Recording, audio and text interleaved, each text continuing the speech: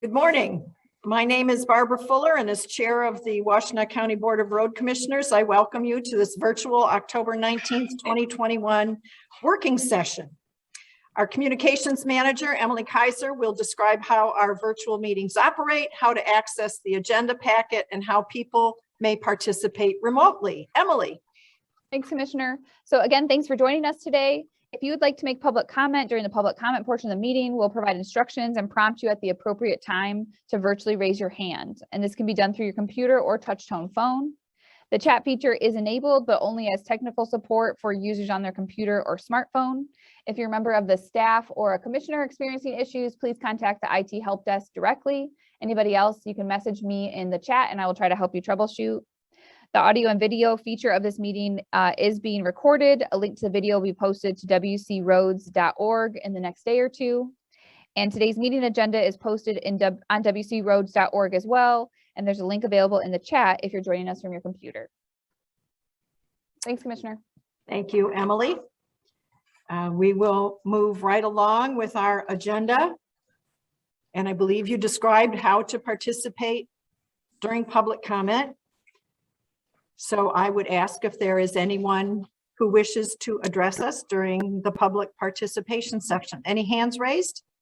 Commissioner, we don't have any hands raised. Do you want to do roll call before we do that, though? Roll call for I attendance. think that's an excellent suggestion, Emily. Thank you. If you would, please. Okay. Yep. And just remember, since we're meeting remotely today, that you need to state your township, county, and state where you're joining us today. So Chair Barb Fuller.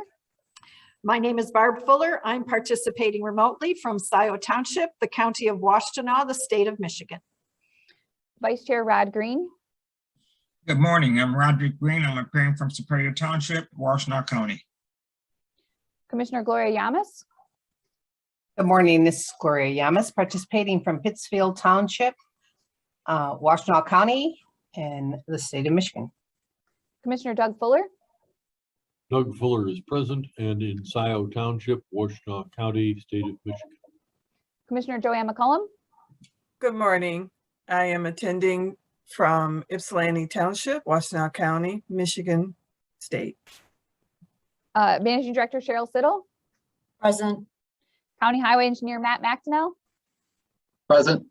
Director of Operations Jim Harmon. Present. And Director of Finance and IT Dan Ackerman. Here. Thank you, Emily. Now then, now that we all know who's here, public participation is the first item on our agenda. Emily has previously described how to participate in that activity. Do we have any members with their hands raised that would like to comment? At this time, we do not. Thank you very much. We will move right along into, well, Cheryl, I'll hand it off to you since there may be other things going on. Cheryl. Okay. Well, good morning, everyone. Welcome. We have basically two things on the agenda today. The first one all has to do with communication. So Emily's going to hit three different areas within communications that her group has been working on. And then after we take a brief break, we'll hand it over to Matt to talk about the Liberty Road Bridge, which is in Lima Township. But I'll start by handing it off right away to Emily and let her get started. Okay, good morning. Hopefully you can see my screen. Nod your head if you can. Yes. Yes. Okay, Matt says no. Doug would say no also. Okay, I hold see a on. blank. It says you've started, but there's Yeah. nothing that has appeared. Exactly.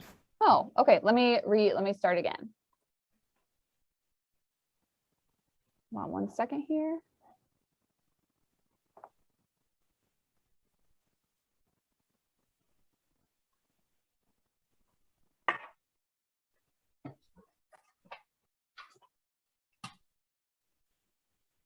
All right, how about now? Same thing. Same. Oh, that's It's a weird. blank screen. Maybe go to the next page or something. Start as sharing your screen, but the screen is black. How about now? We're sharing the audio with Doug. Yep. Sorry, guys. Huh. And how about now? Nope. Oh, that's so weird. Okay. Well, we'll do it without that for a little bit. No problem. Emily, Yeah, role reversal. Would you like me to try and share my screen of your slides and then you can Sure. prompt me? You want to try that? yeah, let's do it. Willing to help. Yeah. All right, let's see if this works. Oh, boy, there's going to be a debt to pay here, isn't there? No, she's helped me more times than you can imagine, so we'll make it work. Yeah, and I tested it right before the meeting too. That's very odd. Same thing, or did that work? Yeah, that Yep. works. Let's do it. All right. All right. So, hi, everybody. I'm going to go over a communications update today. As Cheryl said, you can go to the next slide, Jim. As Cheryl said, we've got a lot to cover, and so I'm going to try to keep it entertaining for you, but we've had a busy year, and I want to provide a nice update for you of where we're at as the communications team. So we've had a lot of staffing changes over the last year, and so we're going to talk about who is the communications team. We've changed around some roles a bit, so I really want to talk about that with you. We're also going to do kind of a check-in with the different channels that we have from communications. And so and that's really the different ways that we are communicating with the public and with employees. And then I want to talk a little bit about different projects that are going on. So like IT did last month, where they kind of give you a summary of the projects that are currently in progress or that we are looking forward to working on. We're going to go through that. And two of those things, as Cheryl mentioned, we've been doing a pretty big deep dive on. And so we are going to talk about Foia. We're also going to talk about board meetings and what board meetings are going to look like going into the new year. So you can go to the next slide, Jim. So first, and I think most importantly, kind of talking about the communications team itself, you can go to the next slide, Jim. We now have 3 official members of the communications team. And so over the last year, we had a retirement. Carrie Ryan retired. We also had our customer relations representative, Sam Smith. She moved to a different department, made an internal move. And so we found ourselves with 2 open positions and decided to kind of reorganize a little bit how we do things. And so we now have these 3 positions, and I'm going to talk a little bit about each one of these positions. So our communications associate is formerly known as the customer relations representative. Callie is our communications associate, and she's doing a great job. She started in early May of this year. So we're coming up on her 6-month anniversary here pretty quickly. And that associate is really in charge of a couple different things. So customer service, which is shared equally with Callie and then with our board secretary, Aaron, who I'll talk about next. But they share phones, radio coverage, emails to our general inbox. So they're really our frontline customer service team. And with the changes that we made, we really wanted to make this a team environment where calls are being shared equally between these 2 positions. Prior to that, we had one person that was primary, and then we had an overflow team that all had other jobs. And so it worked, but it was challenging for a number of reasons. And so Callie also is working day to day within our social media channels. She's also our point person on construction communications. So when you see our project updates going out, when you see the weekly roadwork schedule, road advisories, Callie's taking the lead on all of that day-to-day construction related communications or just roadwork related communications. And lastly, we, in addition to lots of other little things, but these are kind of the 4 big bullet points of her job, is she is now the lead on our claims processing, our liability claims. And we'll talk a little bit more about that during the presentation, but our claims process used to be handled by our HR coordinator. I think it's one of those things where we needed somebody to do it many years ago, and it kind of fell into our HR coordinator's position.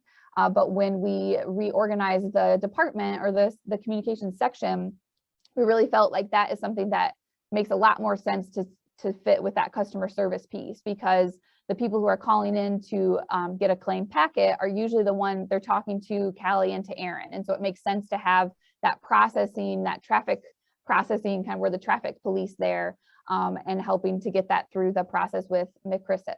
So that is under the communications associates position. You can go to the next slide, Jim.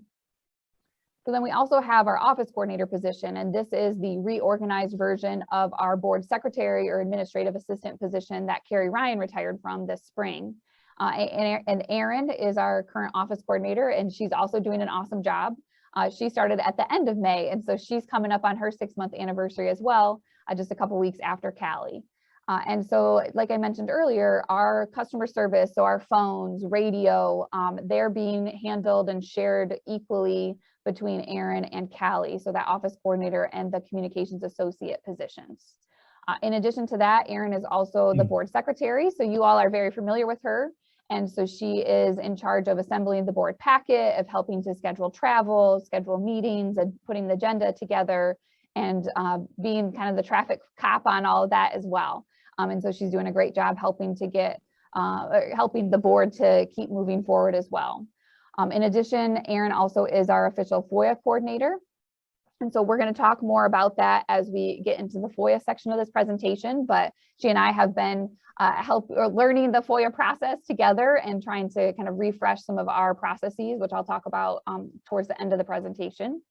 And then lastly, Aaron, another, there's lots of other parts of all of our jobs, but another big part of it is she's helping to manage general office things. So she's doing our office supply orders, helping kind of in charge of the mail machine, and really helping to make sure that we are operating as seamlessly as we can in our office and administration side of the building. So that's Aaron's position. You can go to the next slide, Jim. And then my position. So I am the communications manager. I've been here for about 4 years. My anniversary is actually coming up next week, which is kind of cool. And so my job is really to supervise and to be that support for our staff who are on the front lines of our customer service. I also oversee all of our channels, which we'll talk about. I'm taking the lead on our publications. And so I've been helping different departments with different types of publications. We'll talk about a little bit of what that means as we get into the projects part of the presentation. I'm also our official media spokesperson. And then I support senior leadership. So over the last year, that has meant a lot of internal communications, but I am here to help us communicate better and as effectively as we can internally and externally. So that's my role. And we've had a communications manager position for about 6 years, I believe. And so I think hopefully it's been a value add for the organization. I sure think it has, but I'm definitely pretty biased in that. So that's my role. So the three of us, we are the official communications section within the administration department here at the Road Commission. Any questions about kind of the staffing changes before we move into the channel check-in? Emily, can I just say that under your leadership and a lot of changes that were made, just really has administration functioning at a high level, and also is very appreciated. You and your staff always are willing to go the extra mile to help us. We had an issue with the mail machine, and Aaron was on the phone to Pitney Bowes. I mean, just always going the extra mile. So I really appreciate all the changes that you made, and just again, under your leadership, just the way your staff has been so helpful. Thanks, Dan. Yeah, I have had a lot of fun over the last 6 months working with with Callie and Aaron. I combined their names there, with Callie and Aaron, to try to help them get up to speed, and they've been really a wonderful addition to the team. So I really appreciate you saying that, Dan. It was pretty daunting back in April and May to think about having 2 brand new people, but looking back, I wouldn't have it any other way, and they're really doing a great job. So it's been a lot of fun.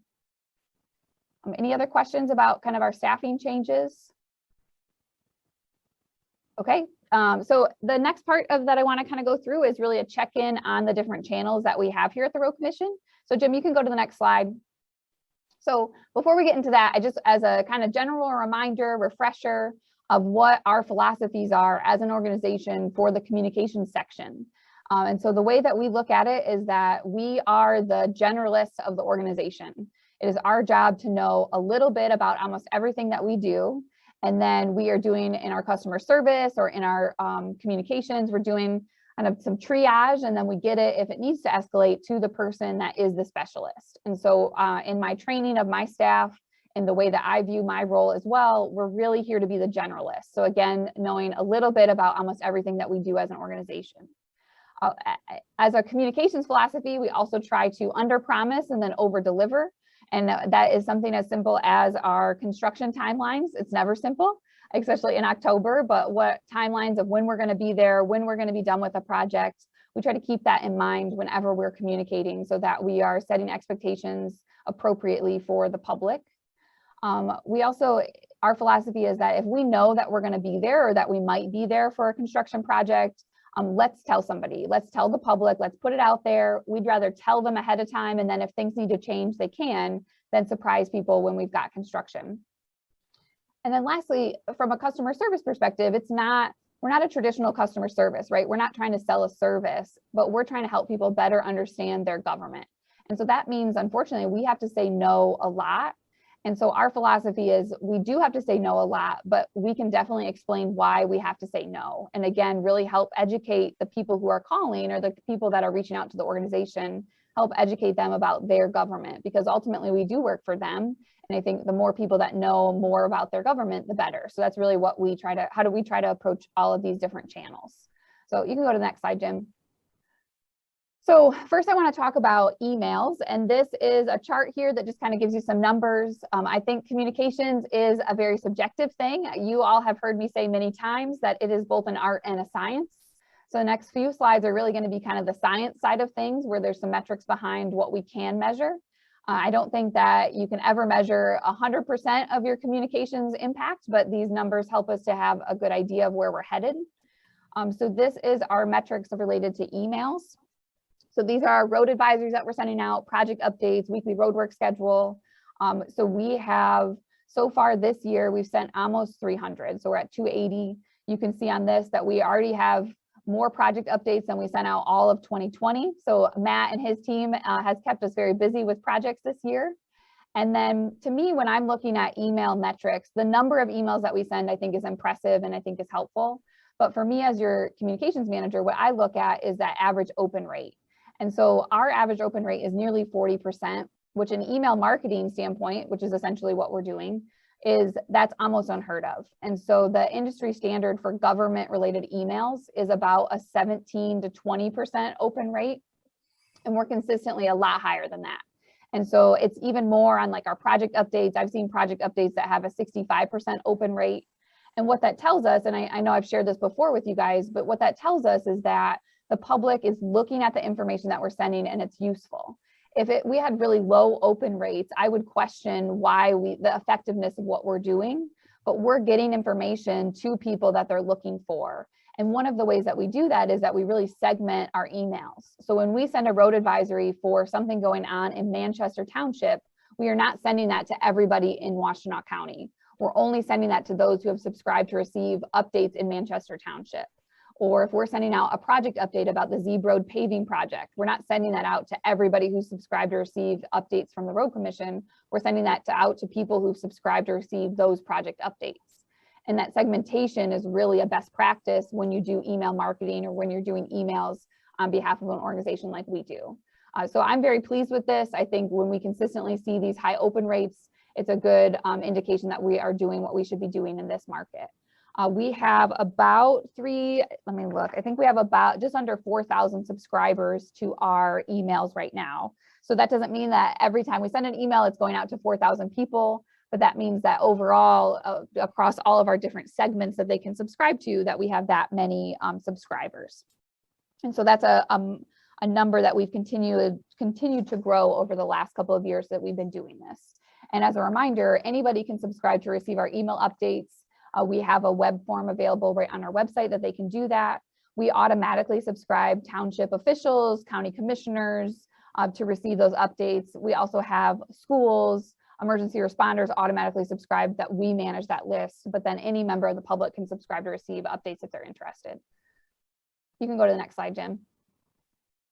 So another important channel that we use is we have social media. And so we have both Facebook and Twitter, which we'll talk about next. So from a Facebook standpoint, there are a lot of metrics behind that. So you can see that year to date, we just crossed the 7,000 follower mark for our social media. Fun fact, I looked back to when I started here in 2017, and we had about, let me look at my number here. We had 1,600 followers in 2017. So we have definitely increased as we go. Unfortunately, despite that progress in who's following us, you can see here that our annual reach is trending lower than it was in 2020. And that our monthly reach is also lower than it was in 2020, despite having more followers. And I think it's important to look at, or to know that anytime you're looking at Facebook or Twitter analytics, like what we're doing now, is that Facebook is a private company. And Facebook is trying to make as much money as they can. And so over the last 5 years, they've really made it each year progressively more difficult for brands, for pages like us, to reach Facebook users for free.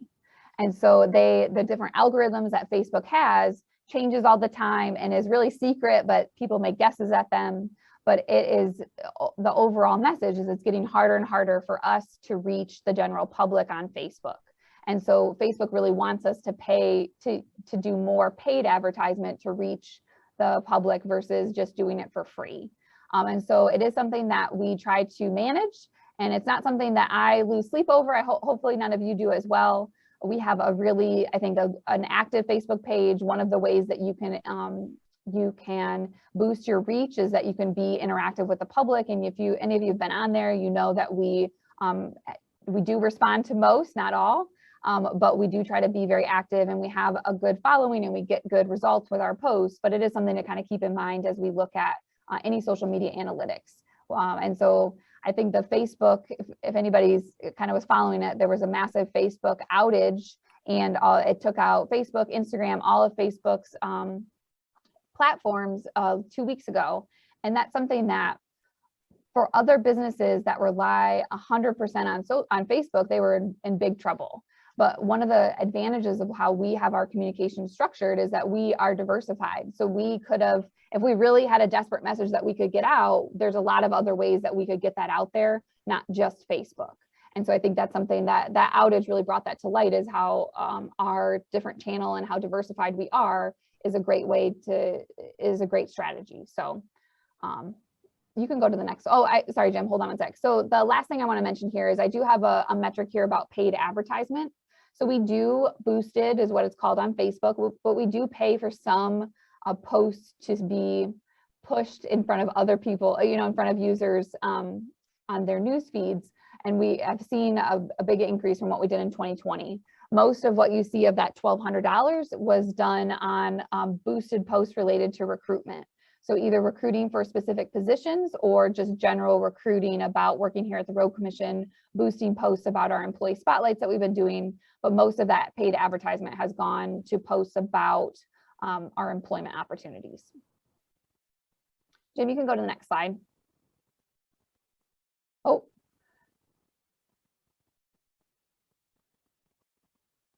Thanks, there we go.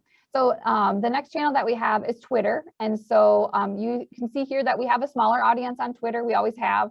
And so we have about 1,800 followers on Twitter. You can see that our reach is also less than it was so far in 2020 or in 2021 compared to the year of 2020. And our average monthly reach is also down. I really look at this and I chalk that up to both, I think, changes in the algorithm, but also we've had a lot going on in communications, and Facebook has been more of a focus social media wise than Twitter has. So we still use Twitter. We're still putting a lot of information out there, but I think that our decrease in reach here has really been due to a couple different factors. But these are our numbers for Twitter. And I also think there was I know there was a big boost to our 2020 Twitter numbers because the Saline High School students got it in their minds and on their Twitter accounts that we could help get them snow days. And so we got involved in some back and forth, and we have nothing to do with their snow day, but they were trying to advocate for us to call their snow day. And the superintendent of Saline schools took the lead there. So that was kind of a 2020 bump, but you can go to the next slide, Jim.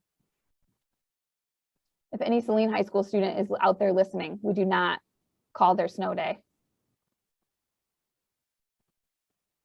So then we get into our website, and I heard a great thing when I was at CRA the other day, and it's really the term of hub communications, and it's really what we practice here at the Road Commission. And so for us, our website is the center of that hub, or if you think of like a spoke, a wheel with spokes, the website is really the core of that. So every other channel that we have, emails, social media, letters that we mail, all of these different things, we try to tie people back to the website.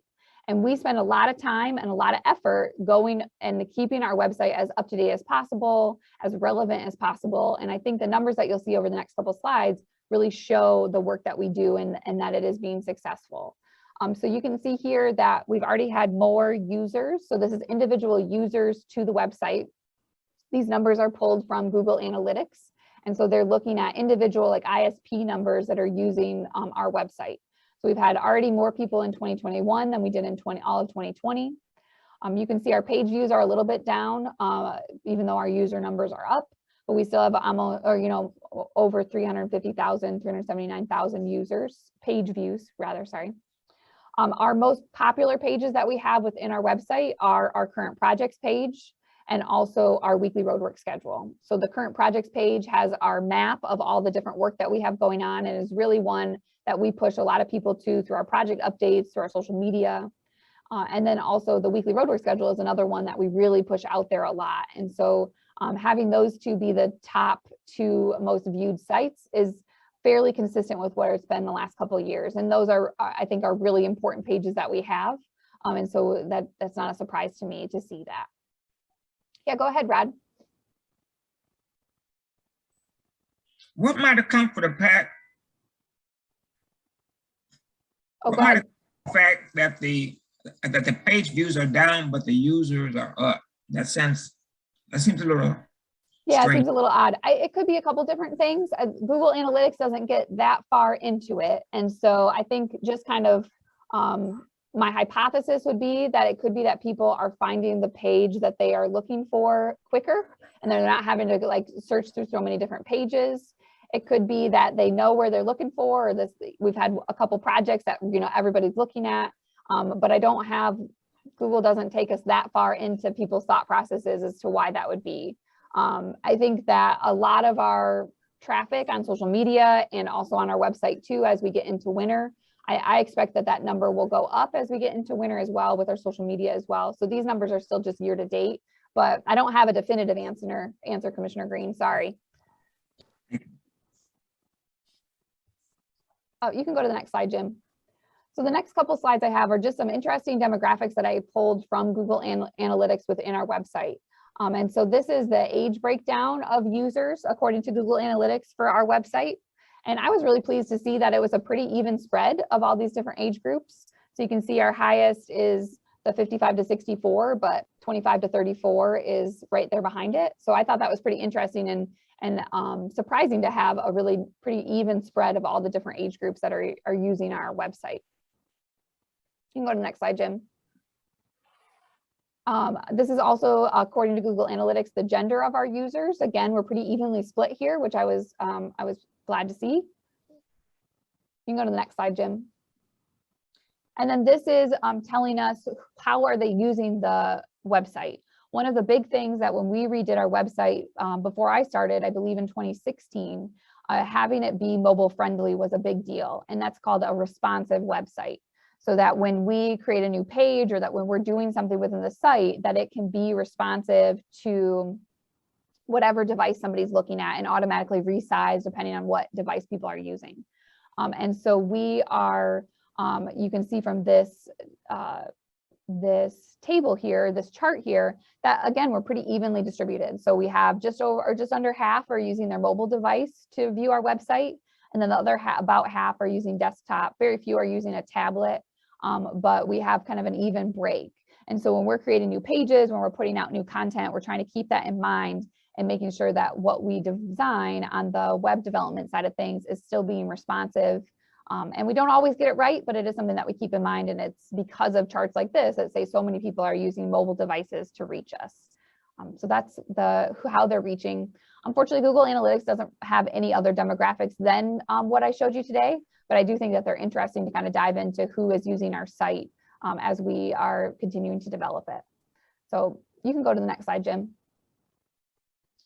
Another important channel that we have here at the Road Commission is WCRC Fix It. And this is also known as C-Click Fix. We started using WCRC Fix It in 2016 as well, so just before I started. And we have so far this year received about 3,300 requests. So we are on track, I think, to have more requests than were opened in 2020. 2020 was a weird year, so we are still down compared to previous years, but we have seen an increase compared to where we were at during the pandemic year last year. Our most common request, and this is consistently our most common request that comes in through WCRC Fix It, is unpaved roads. And that could mean a lot of different things, but that's consistently our biggest request category that we get. You can see here that our average days to acknowledge. So this is once a request comes in, it's automatically routed to the person that's in charge of that area. The vast majority of our requests are going to the district foremen that are in charge of road maintenance in that area. And so the days to acknowledge measure how quickly does that person that it's assigned to go in and say, yes, thank you for receiving this. We're going to take a look at it. So we try to get that as low as we can. And then you can see our average days to close is also down, is just under 7 days. And that one is, I think it's always going to be longer, and it should be, because we need time to take a look at it. And we don't want to be closing things prematurely. We want to have a chance to take a look at it and be able to give a definitive answer or to do the work, depending on what the answer and the request may be. And so the average days to close, we like seeing that go down, but I don't think that it's never going to be 1. Because we want to have time to be able to go look at it, and we don't want to close things before it's actually been addressed, or we have a chance to say why it won't be addressed. So those are big metrics within WCRC Fix It. We are providing a monthly report of our WCRC Fix It requests in your board packet. That's also provided to the Board of County Commissioners per our MOU. And so if anybody ever has any questions about those, I'm happy to help. There's a lot of ways you can cut that data and a lot of ways that we can look at it, but I'm always happy to help answer those questions if anybody has any on that.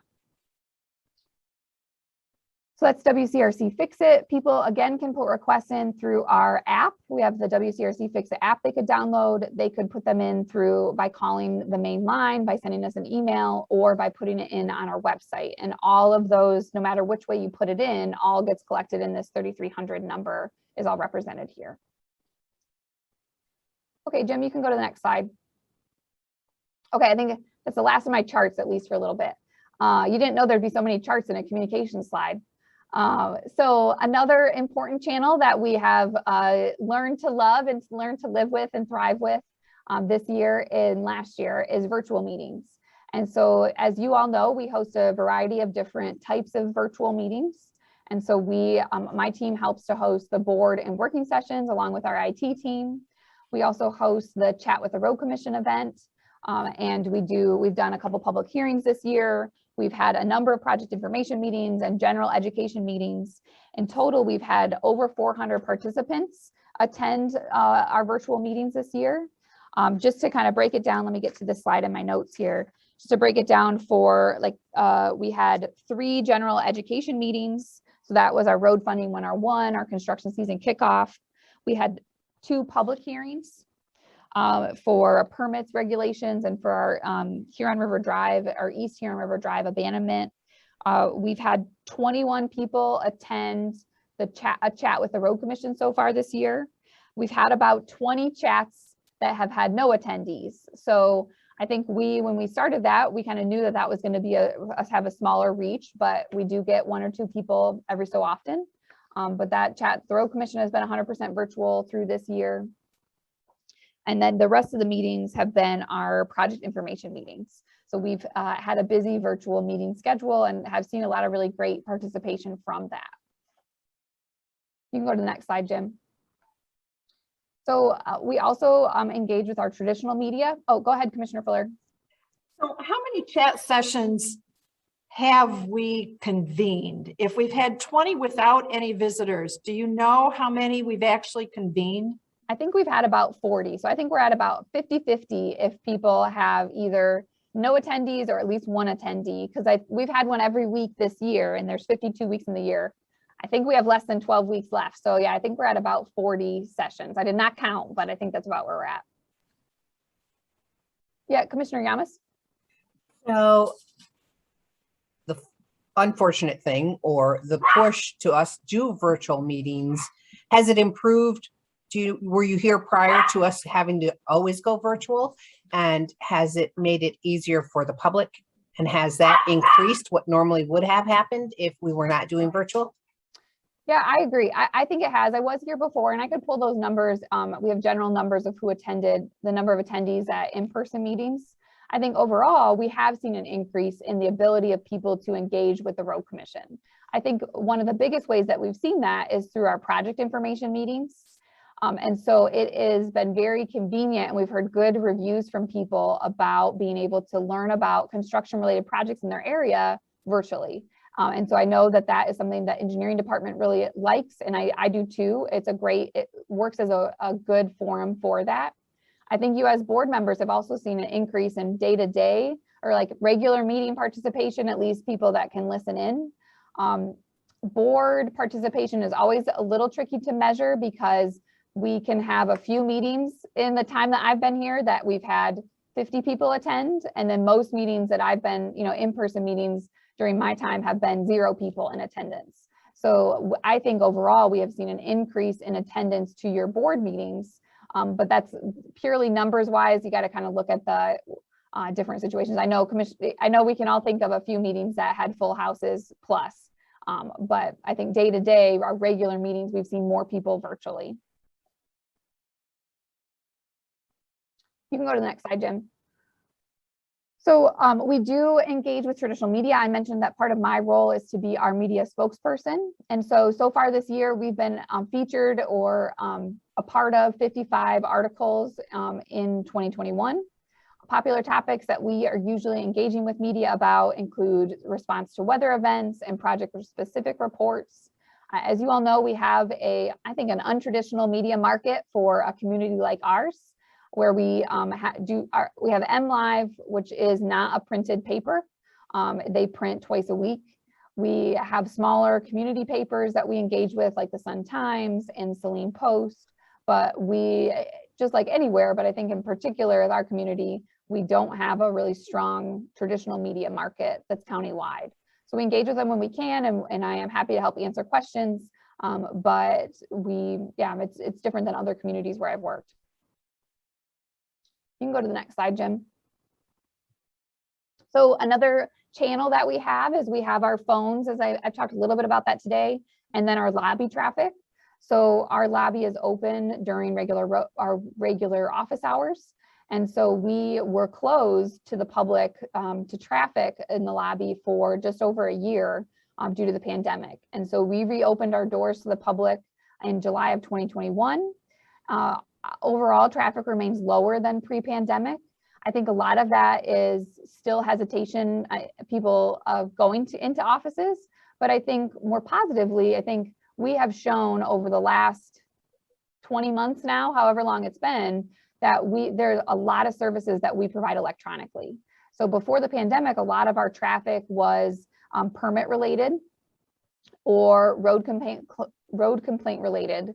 And we have shown and demonstrated to the public, and they've gotten used to us being able to engage electronically. So a lot of our permitting process, almost all of it is electronic now.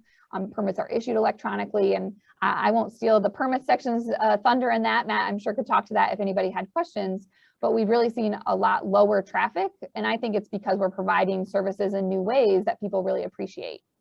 We do ask that, or we do have a mask requirement for all visitors to the lobby, and have had to provide a few masks to people who walk in without them. But overall, it's been going okay in that respect. Callie sits at our front desk, and so she and Aaron share that responsibility and help cover for each other to be that kind of triage when people walk into the lobby. And then Lisa, our permits clerk, sits at the other side of the lobby.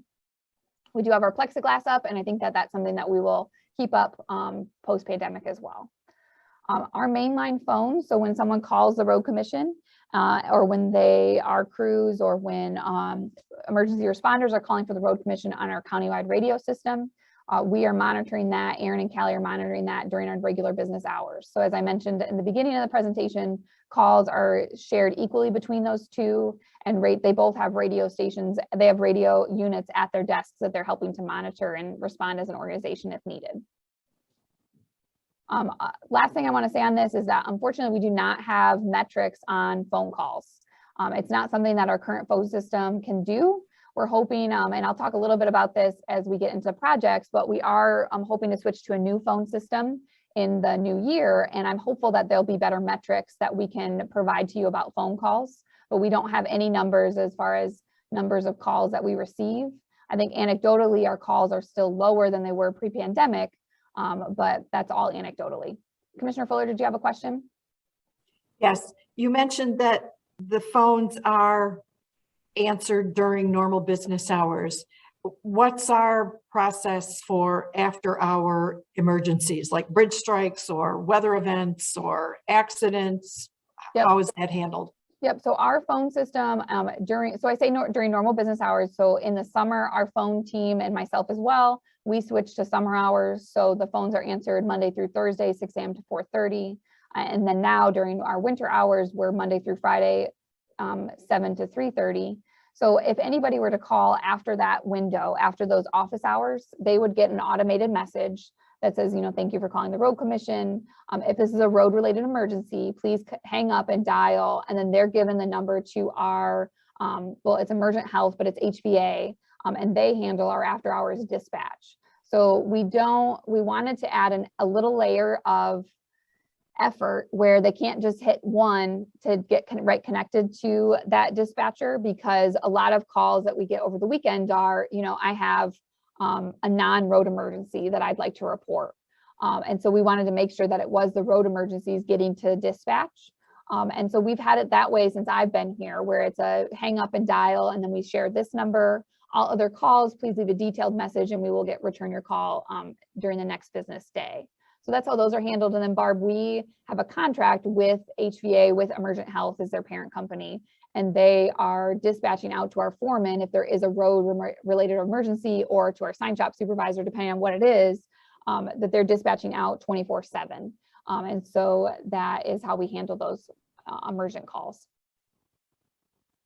And Emily, I know that there was a handful of times over the summer where we had weather events that came through during business hours, and you and your staff did stay over in order to man the phones and sort of stay on top of things with the radio and everything else until there was sort of a natural lull. And then we went home at that point. Yeah. And that was really the windstorm that we had back in August, in mid-August. That was really a test for our team. And I was really pleased with how that went. But we had all three of us, I'm back up on phones when needed. And so all three of us were taking calls and dispatching out to our foreman. And I think that was a good test of how we have things reorganized. But I appreciate you sharing that, Cheryl. That is definitely something that we are willing to help with. And when we are looking at our prioritization during an event like that, prioritizing, trees across the road, down stop signs, down traffic signals, those are things that as a team we pivot. And I was amazed during that call, or during that storm, we would have people call in and say, hey, I want to learn about local road funding, or they had like a local road funding question. And we just asked them to call us back the next day, because our job is to help our operations team be the first responders that they are. And so help to facilitate that is our priority during those events. That's really only happened a couple times while I've been here. We had the ice storm a couple winters ago, where all the unpaved roads are really icy. And then we had this storm event, but I was really pleased with how we were able to handle that this time around. Okay, you can go to the next slide, Jim. So last but not least, we do still mail. I was very tempted to call this snail mail, but then I pulled back my snarkiness. Mail is still a really effective way to communicate. And so we sent mail to approximately 2,700 addresses so far this year. And so that includes, the bulk of that are our project information meeting invites. So before we have a construction project, before we hold that construction information meeting, Callie and myself, we go through and knowing the area and talking to the project manager, we select those who are directly impacted by the project. And then we send them a mailed invite to the project information meeting with some information in the general letter about what's coming. And so that's the bulk of that 2,700 are those individual project meeting invites. We also sent out when we are required by law to have a public hearing. For example, if it was a natural beauty road hearing or an abandonment hearing, we help with those mailings. And then we did try, and we've shared this with the board before, but we did do a recruitment direct mailer card to those who were truck drivers in the surrounding counties. So that all goes into that our mailing total. So I know we have a heavy focus on electronic, especially during the last 20 months, but we do still participate and try to do more traditional mailings and that kind of thing as well. Okay, you can go to the next slide, Jim. So before I dive into some of the projects that we're working on, are there any questions about kind of metrics that I shared with you? I'm going to get more into the art of things, where the last couple slides have been more about the science of communications. Okay, let's dive right into some projects. Go ahead, Jim, you can go to the next slide. So a big project that we've been working on this year and are still in progress is that we have been going through a website audit. And so we are working on a couple different new pages. I'm working on a future projects page where we incorporate a lot of the information from our asset management plan into it. I've also been working with the permits department to take online payment for our permits. And it sounds simple, but it's been a lot more complicated than we thought it would be. But we are now officially, as of 2 weeks ago, we are now officially taking online credit card payments for permits. So we have partnered, we have used PayPal to do that. I don't know if that'll be our forever solution for online payments, but I think it's a good way to kind of get into the world of online payment and work out the kinks. But we are now taking online payments for permits. So communications gets involved from the web development side of that. And we worked with our website developer to really help us to do that. So we have, I'm working on another new page about sidewalks and some FAQs. We're always updating the website, always adding to it, but those are some of the new things that we're working on with the website. You can go to the next slide, Jim. We also have been working with HR this year to really have a more formalized recruitment marketing campaign. So this gets more into the realm of marketing than communications. And so we have done a couple different employee spotlights where we've interviewed current employees and shared their story on social media and on our website. We've also have a billboard, and I don't think we've ever done a billboard before. And so our billboard will be up in its current location off of I-94 and through the end of the month. And so we're trying to do a couple different types of recruitment, that mailer that I said. So that's a project that I've been working with HR to help to get the word out more about our hiring opportunities. So you can go to the next slide, Jim. I also mentioned that part of my role is publications. And so there's been a lot of publications this year that I've been helping with, but there's a few more big ones that we'll have to do coming towards the end of the year. So I know Commissioner Barb Fuller we had talked about an annual report, so we'll be putting something like that together for this year. And also we do a millage report that we share with the Board of County Commissioners, our township supervisors. And so the screen right now is showing a screenshot of the one we did at the end of 2020. So those are some year-end reports that we'll have coming that you all will see towards the end of this year. Go ahead, Commissioner Fuller. To whom are these reports distributed? I assume, I mean, I've seen them in hard copy. So who gets these? Where do they go? So traditionally the millage report is distributed to, we are mailing copies to county commissioners, to township supervisors, township clerks, and then also sharing, we've shared the printing costs with that for the Parks and Recreation Commission. So then they're sharing it with their audiences as well. And then we also have it available on our website. If people are interested, it's shared within our millage page of our website, but it doesn't have a massive distribution. We've also sent it to the city mayors that are involved, you know, that are Washtenaw County city mayors, but it doesn't have a huge distribution for the millage report. The annual report we have not done in my time here. And so I think it'll probably be a similar type of distribution, but we're always open to other avenues if we need to, and sharing snippets of it with the public. I think in a social media format was also good, but these, I think more and more organizations are getting away from printed reports. So I think we want to be strategic in how we do it, but that's typically what we've distributed before with the millage report. Okay, oh, go ahead, Commissioner. I would suggest that perhaps on the website, although not everybody can access the website, and these are going to be pretty big files because they're in color, lots of pictures and so forth, that there be a way for people to say, should you wish to have a hard copy, sign up for it here and we'll mail you one. Okay. Just rather than trying to do a shotgun approach to guess at who might want a hard copy beyond that core group of stakeholders and opinion leaders, that we give the public an option that if you want one, we'll mail one to you. Yeah, we could definitely look into that. I think it's something that's definitely doable, but I can look into see how the best way to do that would be. You can go to the next. Oh, yep, go ahead, Commissioner. I would second Commissioner Fuller's comments. Okay, absolutely. Okay, Jim, you can go to the next slide. So community events is another project that my team is involved with. Unfortunately, it has been kind of slim pickings for community events over the last 2 years, but we are slowly dipping our toes back into this water. I think it's a really important, an important part of what we do, but you know, the pandemic has just impacted this pretty dramatically. I'm very pleased to say we are doing our Paint a Plow program this year, and we've picked up most of the plows that have been painted. Here, this picture is of the Whitmore Lake Elementary plow, which is Happy Feet.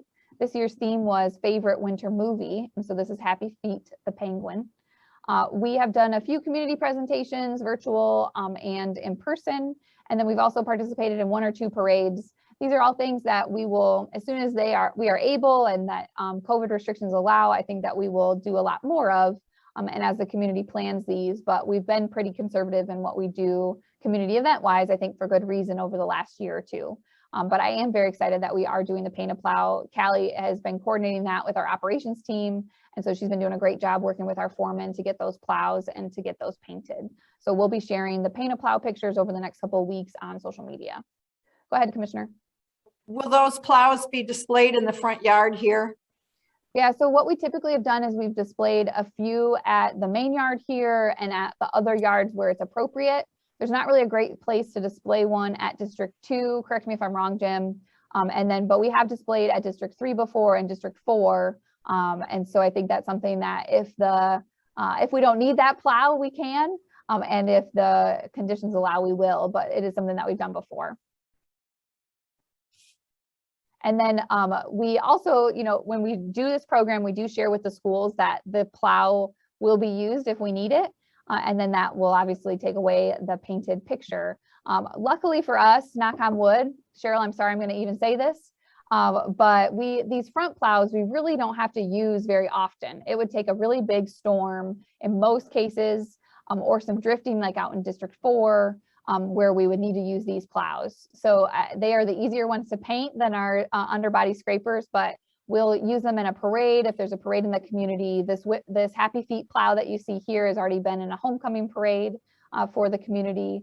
But generally we won't see these out plowing unless it's a really big storm. You have just jinxed us, but I know, thank you. sorry. So it'll be cute while we see it then. So, all right, you could go to the next slide, Jim. So another project that we've been involved with that you are all very familiar with is a board meeting refresh.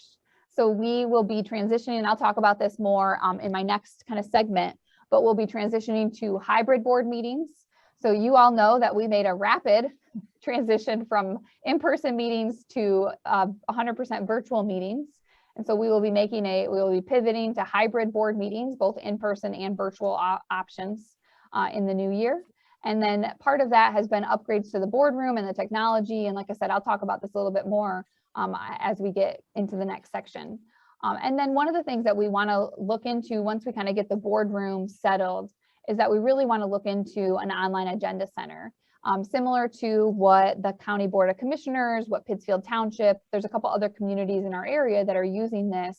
It's just a more accessible and I think easy to manage from a board perspective and from a public perspective of board packets and have it be online. And I know you guys are familiar with the Board of County Commissioners, how they do it. And so something similar to that. We will definitely be not making a sudden switch to that. It'll be a process, but it is something that has been on our wish list for a while. So that's something that'll be coming down the hopper. You can go to the next slide, Jim. Another project, and this is where we've been spending a lot of time over the last 6 months with our new staff, is that we've been really looking at a couple different processes and services that we provide to the public. So customer service wise, we've been kind of just tweaking messaging, things that we're doing in our internal process, as I mentioned, with our staffing changes. We also are very excited to try out our new phone system with IT. They are working on testing that, and we're really excited about some of the possibilities for that. So all of those things are just our general kind of maintenance on our customer service practices. We also have started talking, Cheryl and I had a really great meeting with Ypsilanti Township last week, we're just talking about ways that we can help to prevent as much as we can that bounce around where somebody calls in, a member of the public calls in with questions and we say, well, you know, really need to talk to the township, local road funding, kind of explain that whole thing. And then the township isn't really sure. So just trying to help prevent those bounce backs as much as we can, or that kind of bounce around.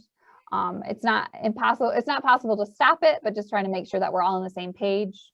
So I think that's something that we're happy to talk about with other townships if they're interested as well. Another big part, and I kind of mentioned this already, is that we've been looking at our claims process and how we look at that and how that's processed. We basically are receiving calls and then we send out a claim packet. And then if someone submits their claim packet, we're helping to get it and the background information to MCRISP. Their third-party administrator ultimately is making that decision, but they're looking for information from us. So we, Callie is taking the lead on that with me as our backup. I'm really trying to make sure that we are understanding that process and seeing that process all the way through. The other thing that we're working with MCRISP on is they have some new people at their liability claims level as well, really trying to update our messaging around that. The truth of the matter is that most claim packets that we receive here at the Road Commission are going to be denied. And so how can we let the public know that they're they can absolutely submit a claim packet, but without getting into the weeds of governmental immunity, but really help to kind of manage expectations with that claims process. So that's something that we're working on and looking to just work on over the next 6 months or so. Another big process refresh that we've been looking at is our Foia processes. And that's what I'm going to talk about in the next section here. So we've really been looking at how are we explaining Foia to the public? How are we handling Foia internally? Really make sure that we've got all of our ducks in a row in this really important process that we need to offer as an organization. So that's been a big part of what Aaron and I have been working on. And I have a chipped windshield here because that's a common claim that we get here to the Road Commission. So you can go to the next slide, Jim. So I know that's a lot of information for bright and early on Tuesday morning, but are there any questions about anything that I've covered so far before we start talking about Foia and before we start talking about board meeting?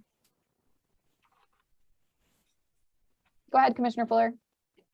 Is there a strategy for radio, like early morning drive or end of day drive, when there are special conditions that commuters could benefit from knowing about proactively? So they get in their car, they tune into whatever radio station. And I know there are analytics to tell you who listens to what, when, but just rather than always on a phone, and I'm scared to death of distracted drivers, and just wondered if you'd explored radio contact. Yeah, like Oakland County does. Oh, I don't know what Yeah. Oakland County does. Yeah, Oakland County does that. Oakland County. Craig Bryson is often on the radio. And so I have not, we can look into it. It's definitely something where if the storm is big enough that we will, WEMU will reach out to us. I've had some Detroit stations reach out to us, but they're mostly interested in like Oakland or Macomb or Wayne, where we are doing radio interviews, and that's content that they usually really appreciate. And so if we do have a big storm coming, I will reach out to like WEMU to share information. We do not have a consistent, every Tuesday they're going to check in with Emily about where the traffic conditions are, like Oakland does. We used to do a traffic tip Tuesday with one of I'm trying to remember what station it was. That was a paid thing that we shared with the city of Ann Arbor that we did on radio for a little bit.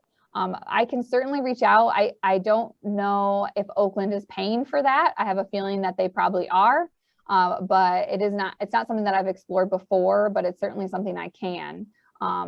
We're definitely responsive when we do get those requests for those interviews. And what I see a lot is a lot of stations, WJR, MLive, that's not radio, but they are sharing our social media content. And so they're seeing our updates that we're putting out, and we do a lot of storm related updates on social media, and then they're using that to share with their listeners and their followers as well. But I can certainly ask my friend Craig over at Oakland to see what their setup is, but we are a different size organization or sized road commission, size county compared to Oakland, but I can definitely explore it. Okay, thank you. Are there any other questions?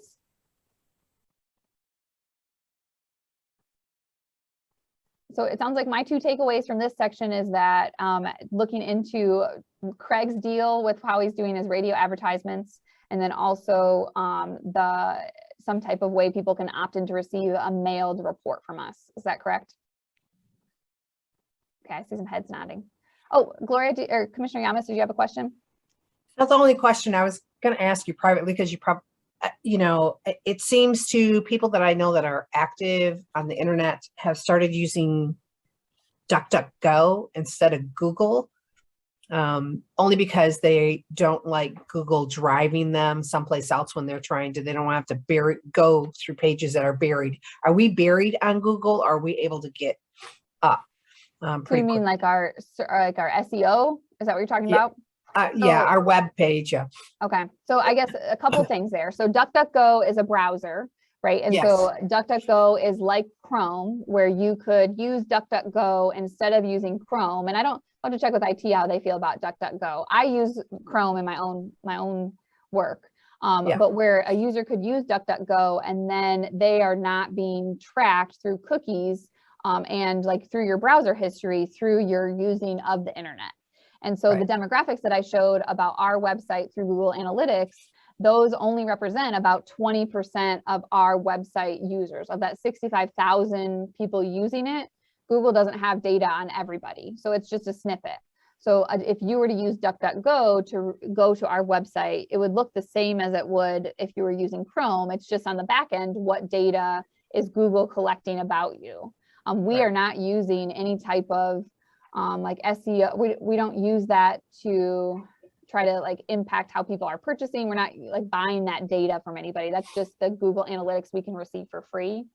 As far as like search engine optimization, SEO, and how people can find our site, there are basic kind of checklist things that you can do to have your website be optimized for search engines. And we have all of those things, and without getting into the weeds too far of it, but we do try to check those basic boxes.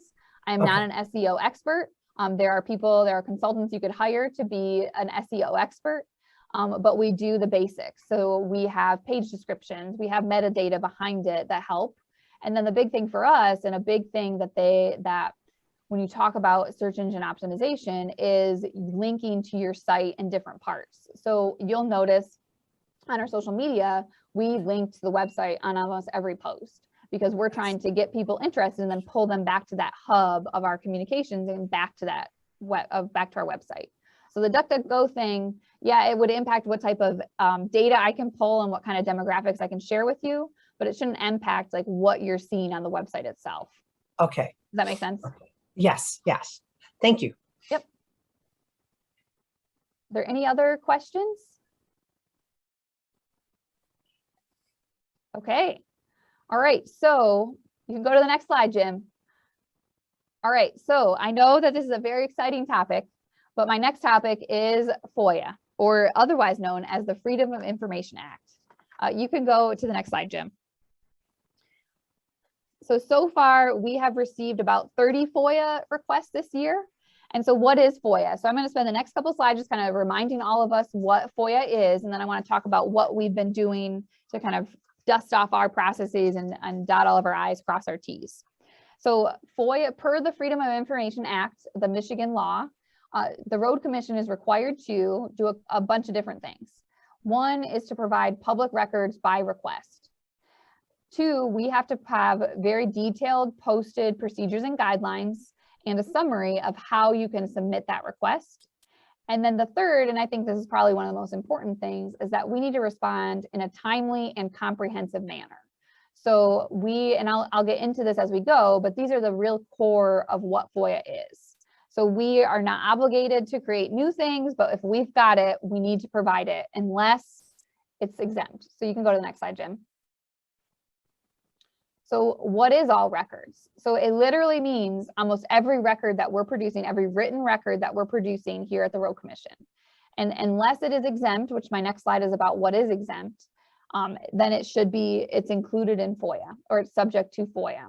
So that includes employee commissioner emails, that includes text messages related to road commission work, that includes Teams messages. So you all are familiar because we've talked about it a few times, but we've recently started using a program called SMARSH that archives this specific data so that we can easily pull it for FOIA, and that we can make sure that it is archived appropriately per our retention schedules, so that we are being compliant within FOIA itself. Yeah, and Emily, I would like to just do a brief shout out and a thank you really to all the commissioners in particular, but everyone for for assisting us with the rollout of SMARSH. I know that that was a bit of a heavy undertaking at times, but it really is critical. And as Emily's going to talk a little bit more about FOIA, that we have those tools available, that we are following our records retention schedule, but then we have the ability to grab that information if necessary, and to produce it under FOIA, because that really is an important part of the whole process. So thank you to everyone for registering for SMARSH, and thank you to Chris and IT for getting all of that together for us. So that really is an important tool. Yeah, thanks, Cheryl. It really is. And I think it's SMARSH and FOIA is one of the big reasons that we ask you when you are conducting road commission work to be doing it within your road commission email address and using your road commission phone. If you are having road commission related text messages, for example, on your personal phone, that is technically, so it could be subject to a FOIA request. The challenging part of that is that if you are not conducting that business with your road commission email or your road commission phone, I and my team are not easily able to pull that in a timely manner to be in compliance with the FOIA request. And so that's why it's super important that the work, if you're doing road commission related work, that you're doing it within your road commission technology that you've been provided. Go ahead, Commissioner Green. Okay, so what happens if there's a record that we should have, but don't have? Are we penalized? Can you give an example? Well, okay, say if there's an email that was sent and for some reason, we just don't have it. So, I mean, so in that situation, there's a couple different things. There's a lot of like, do we not have it because you deleted it, but it's still within our system? We probably do still have it. So if we ask you to produce something and you don't have it, we can probably find it. And that's the beauty of SMARSH and like our archiving and our data backup. If it is, I think a text message may be a better example. So if prior to SMARSH, we did not have a way that we were collecting text messages. And so the only place that that data existed was on your phone itself, on your phone right here. If you deleted it or if your data got wiped, we would be then out of compliance with our retention schedules. And I think that that's where, I mean, FOIA is a law and we as a public agency are required to file that. And so I think, or follow that, I think that's something where we could legally be in trouble. Is that fair to say, Cheryl? Yeah, I mean, it's pretty strict compliance, Rod. There really are no, oh, well, you tried type forgiveness under the act. And if you know, they're able to demonstrate that there should have been a communication, let's say, you know, we don't produce a record, but somehow they get it from somebody else to show that there was, and it was within the framework that they requested, and we did not produce it, then there is potential liability there for that. So that's why we do take it very seriously. That's why we're actually going through this effort, not only on training, but just refreshing the whole procedure to make sure that we have the appropriate tools available. We understand what we're doing so that we are responding appropriately. And we've been going through all of this with Dan Troika, has been assisting us just to make sure everything that we're doing with this refresh is also correct. Does that penalty for non-compliance usually take the form of a fine, or it could be something more? For the most part, it's fines, but obviously, there's also appearance. The last thing we want is to look like we're trying to hide anything. And we believe very strongly in being open and transparent in all of the decisions and the way we do business. And we've seen that with respect to how we conduct our board meetings, the fact that, as Emily's going to be talking about, we're looking to move to a hybrid meeting, starting in January. That's because we believe we have greater access to the public that way so that they can see and participate in how we do business. And so not only is there the penalties under the act, which are for the most part financial penalties, there is also the appearance that we're hiding something. And I think that's the last thing that this organization, this board really would want to have happen. You can go to the next slide, Jim. Thank you. So we say all records, but there's always an asterisk. There's a lot of asterisks in FOIA, the law itself, if you're ever looking for an exciting read. So there are exempt records. And so these, for example, are records that are subject to attorney-client privilege or personal information of employees or commissioners that are protected under HIPAA. I think the thing to remember, though, is when we have our SMARSH, our archiving software, we have to then go through, staff, myself and Aaron have to go through, or myself or Aaron have to go through, and we have to pull out things that are attorney-client privileged, or pull out things and not include that in the request, in the information that we're providing to the requester. And so just because it is exempt doesn't mean that we have to go through it all, and we have to pull, and we have to determine what is or what is not. And so every FOIA comes with a lot of staff effort, depending on the request and how big it is and how wide ranging it is, but we have to go through it and review each record to make sure that it is not exempt. So that's a big staff lift. Go ahead, Joanne, or Commissioner McCollum. Yeah, is there a way, I know this is, some of this is new what we're doing, but is there a way to mark that the exempt records so that if someone requested it, they would already have a mark on it, not to pull that record? So within SMARSH, there's a lot of different things that we can do, and we can flag something as we pull it. I used SMARSH last week for our first test of it, or not our test, but our first real FOIA request with it. So there's a lot of slick things that you can do to help us with this. I don't think that you could set up just one rule that says, any of these emails are attorney-client privileged, because there are emails that we have with our attorneys that are not subject to attorney-client privilege. And so we do have to do a manual review to make sure that we are being comprehensive in what we provide. So that Joanne, or Commissioner McCollum, sorry, there are definitely tools that can help us, and SMARSH is way more advanced than what we've ever had before to help us in that manner. But it is something that we do need to go through and review. One of the things that our attorneys are very good at, because they are attorneys, right, is that they usually, if it is privileged, they mark it in the subject line as privileged or in the body of the email. And that is very helpful for us, especially as we're learning. But I am learning that not every email that we have with our attorneys is subject to attorney-client privilege. So that's something that we do need to go through and review. Commissioner Green? So we're typically in contact or communication with our attorneys to define what might be exempt and what might not be. We are. And, just like everything that we do, FOIA is part of our customer service, part of our obligation as an organization. 90% of our FOIA requests, 90% of our phone calls are pretty standard. It's that 10% that really we can tell when it comes in, that 10% of ones that are going to be tricky. And so those are ones that we are working with our legal counsel, Commissioner Green, on to help us to make sure that we are including everything that we need to include, and exempting records that are subject to exemption. But most of our FOIA requests, we've had 30 so far this year, and I think that it's probably been a handful that have required, that is more than just, I'd like to see this permit that was approved, where it includes a search of all communications and that kind of thing. But we need to be prepared for those more in-depth ones through, so we have a plan when they do come in.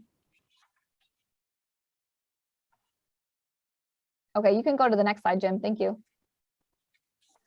Okay, so this is a really important record, and this is a really important point about FOIA. And so within the FOIA law is that we are not obligated to create a new public record that does not already exist. So if a member of the public requests something that we don't already create, we're not obligated to create that record, and we would share that. I think a really good example of this is we often get FOIA requests about traffic camera footage, where maybe it's an attorney, maybe it's somebody, a private citizen themselves, where they were involved in a crash at an intersection where they think that we have a traffic camera at. And they will send a FOIA request into us to receive that, or they want to get that recording. And we do not keep that record. We don't record those video feeds. And so that's not a record that we have. And so we are not obligated to produce something that does not already exist. Okay, you can go to the next slide. So from part of the FOIA law, and there was a refresh on the Michigan FOIA law in the 2015, that really made it very prescribed how organizations like ours needs to accept requests and how we need to publicize to the public about how to put requests in. So as a refresher to all of you, we accept written FOIA requests. And so these requests may be submitted in person. They could fill out the request in person. They could submit it by mail. They can submit it on our website through the web form. That's where a vast majority of ours come in. And they can also do it via email. If we receive a verbal request, we are now putting that in writing so that we have it in writing and make sure that we're all on the same page about what is being requested. You can go to the next slide. Fees is a big part of FOIA as well, and it's something that I think is convoluted and not well understood by most organizations, and we've spent a lot of time talking about this recently. But within FOIA law in Michigan, we are only allowed to charge a fee when failure to charge a fee would result, and this I'm quoting, I don't normally do this in slides, so you know this is important, where a failure to charge would result in unreasonably high costs. And we as an organization get to determine what that unreasonably high cost is. And I think that's where the gray area is, and we need to use our best judgment to do that. I think the vast majority of our FOIAs going forward, if it's just there's this simple one, we will not be charging for it. But what is unreasonably high cost is really, that's very subject to whoever's reading it. And so we've been having a lot of discussions with our legal counsel about what exactly that means.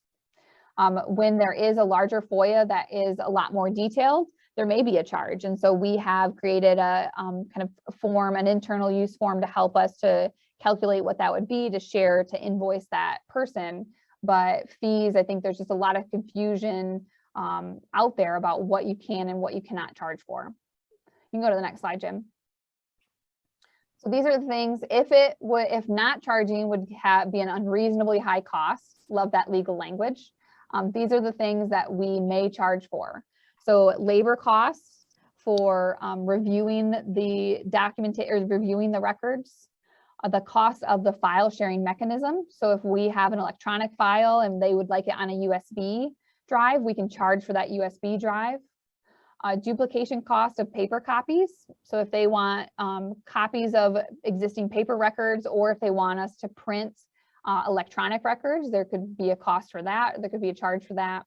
And then if they would like records mailed to them or their USB drive mailed to them, we may charge for the cost of that. But again, we cannot charge unless not charging would cause an unreasonably high cost to the organization. Gotta love that legal language. So we're working on that.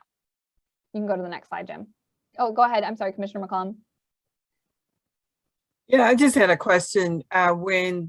When a person requests the files, do they normally request hard copies, or is this something that you could email? Yeah, most of our records is we can do it via email. We can do it where IT has helped us where we've got a way to share electronically large files. And so that's in my 6 months of helping with FOIA, that's where most of the records we have shared. And so we can make paper copies, but I think over the last 10 years, the Road Commission has really been trying to digitize ourselves. So most of our records in their original form are electronic. And so to print them would be an extra cost and an extra time. But yeah, most of our requests are for electronic records. Okay, so processing time, as I mentioned, is a big part of what is written into FOIA law and what we need to follow. And so upon receipt of when we receive that request, we need to issue a response within 5 business days. So what we typically do now is that we will receive a response, we will let the person know that we've received it. At that time, depending on what the FOIA request is, we may right off the bat let them know that we need a 10-day business extension. Per the law, we're allowed to do that once per FOIA request if needed, but only if needed. Most of our requests, again, are those simple. They're looking for one specific document. We can provide that to them, close the request within that 5 business days. It's that 10%-ish, the tricky ones that we generally are asking for an extension. And that's so that we have staff time to make sure that we are being comprehensive in what we provide. But there is definitely a time constraint on FOIA, and we need to be able to respond in a timely manner. Go to the next one. Thanks, Jim. So that's kind of the FOIA basics. And so what we've been doing over the last couple of months is that we have been working to really try to dust off what we put out there and how we process FOIAs to the public, and really help to make sure that we have all of our, like I keep saying, all of our ducks in a row. And so we have what we sent to you guys last Thursday with your board packet information is we've drafted a draft board policy. We do have an existing policy on the books, but it has not been updated in the last, I think, 20 years. So it does not reflect the changes from 2015, and really want to just make it more current. So there's that. That's why we sent you a draft board policy that hopefully we can consider at an upcoming board meeting. We also included, what we sent out to you guys was a draft update to our procedures and guidelines. Per the FOIA law, that and the revisions to that law in 2014, 2015, is that we need to have a procedures and guidelines document available to the public for free on our website. By request, we can print it for them here for free. And so that's a big part. And so we really looked at that document that was dated and needed to be kind of updated, is one of my favorite things to do. So we went through that and we really tried to look at it by what we are required to have in that document, but also what would be helpful to the public. So hopefully, if you had a chance to take a look at it, that it was much more user-friendly than what we've been putting out there now. And this is a complicated law. There's a lot of gray area, but we really want to make those procedures and guidelines something that is useful to the general public who is not in FOIA world every day.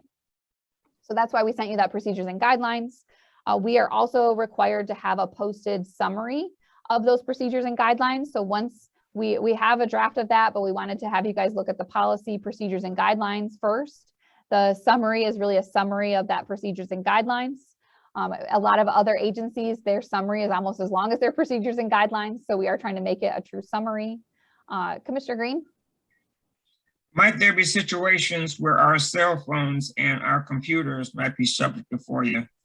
Absolutely. Yeah. So your emails that if you're using Outlook on your road commission laptop, then absolutely those are things that we're pulling when someone requests all communications related to this topic.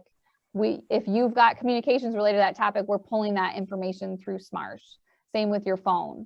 So yes, absolutely. Anything road commission related is subject to FOIA on your road commission laptop, or if you're doing road commission work on your personal laptop, that is also subject to FOIA. So that again goes back to how important it is for you to use your road commission technology for road commission work. We also are working on updating some of our forms. So there are, per the law, there's certain forms that we have to have available and forms that we need to include in our process. So we're working on updating those as well. And then once we get all of those documents updated, we're also going to be updating our webpage and really trying to be as clear and concise about this very confusing law that we can to the public right there on our website. So I know we sent that stuff out on Thursday. I don't know if there were any initial questions or thoughts on what we sent to you, those documents, but now would be a good time to talk about those if you do have any questions or concerns.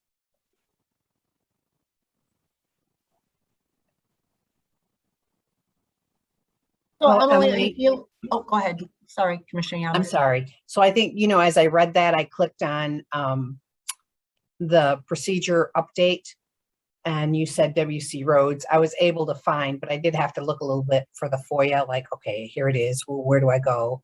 And I knew to kind of scroll the different headings so that I could try and find, but I did. I mean, I know that that is so tricky on websites on how to get, you can't put everything front and center. But the question I had is I read the guidelines 1 through 2. Is that the same guidelines that are on the website now, or this is the one that's going to be updated? It will replace the one that we click on the website right now? Because I did not click on the one that's on the website now. I only read this one. That's okay. The one on the website now is, in technical terms, a mess.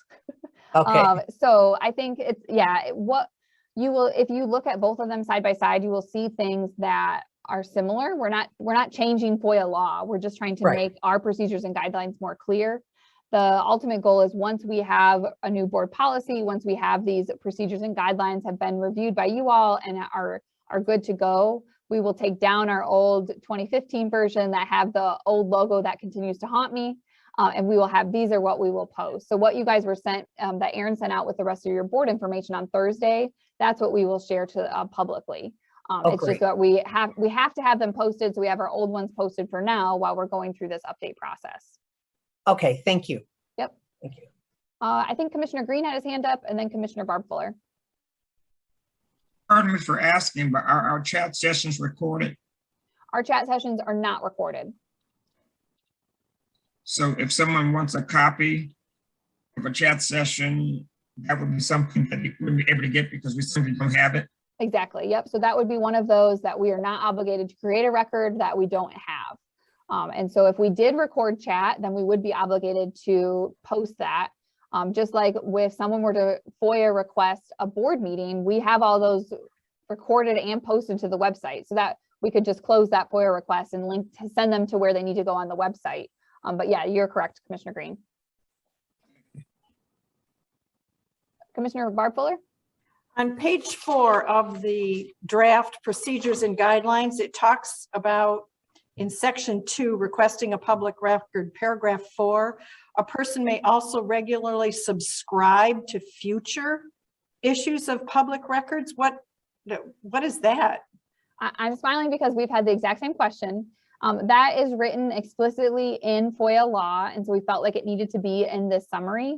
We don't feel that we have any type of documents that we're producing that would fit into that. I mean, somebody could get creative and maybe we do, but I think the best thing that I can come up with, which it's not really that applicable because we post these publicly, but as meeting minutes. So if we have, every 2 weeks or every first and third Tuesday, we're going to have a board meeting, that's something that you could subscribe to receive. But I think all of the documents that we create on a regular basis are all available on our website. And so that is a clause that is directly pulled from the law that we need to have in our procedures and guidelines. But I can't think of anything internally that we do that someone could subscribe to receive. And so what we've typically done and how we've handled that is, if they've included that in their request, we will say, after reading what they're asking for, is we don't have anything that they could subscribe to. And that's been what our legal counsel has advised us to do with that specific part. So this doesn't mean I can subscribe to see every FOIA request that comes to the road commission. That's not how our legal counsel has interpreted that. Okay. So I guess we could try it, and I think if we had that request, we would look at it. We have had FOIA requests where someone has FOIA'd somebody else's FOIA, and that could go back and forth, I'm sure. So yes, we would consider it, but that would be one. If that FOIA came in, Commissioner Fuller, we would consult our legal counsel on that and see how they would want us to proceed. On page 5, section 3, middle of the page, talks about a certified copy. What's a certified copy? We have an embosser and somebody on staff that can certify. Yes, if needed. And that's, again, something that's written specifically in the FOIA law that we need to include in our procedures and guidelines. I don't know how often that has been asked, but sometimes we have to do certified resolutions through the board. So it'd be the same process, but yes. Okay, and then on page 10, it talks about inability to pay. Mhm. Where did we define what indigent means? What the thresholds are? What's the standard? So that again, that is language specifically from the law. I don't think I would ever use the word indigent in any other time in my life, but that's specifically written in FOIA law. And so that is, there are specific within the law itself, if someone were to claim that, there are specific parameters around what that means, and we would need documentation on that. I think the biggest takeaway for fees is that most FOIAs, that 90% of them are pretty straightforward. We're not going to be charging a fee. But if it is something that is super complicated, there are specific definitions of what that means, but we didn't feel like we needed to go into all that detail in the procedures and guidelines because it is written in the law itself. Well, there are two criteria. One, that you're receiving public assistance, and two, if you're not, you have to demonstrate your inability to pay. Right. So I was just curious what kind of a standard, what that was going to look like, but.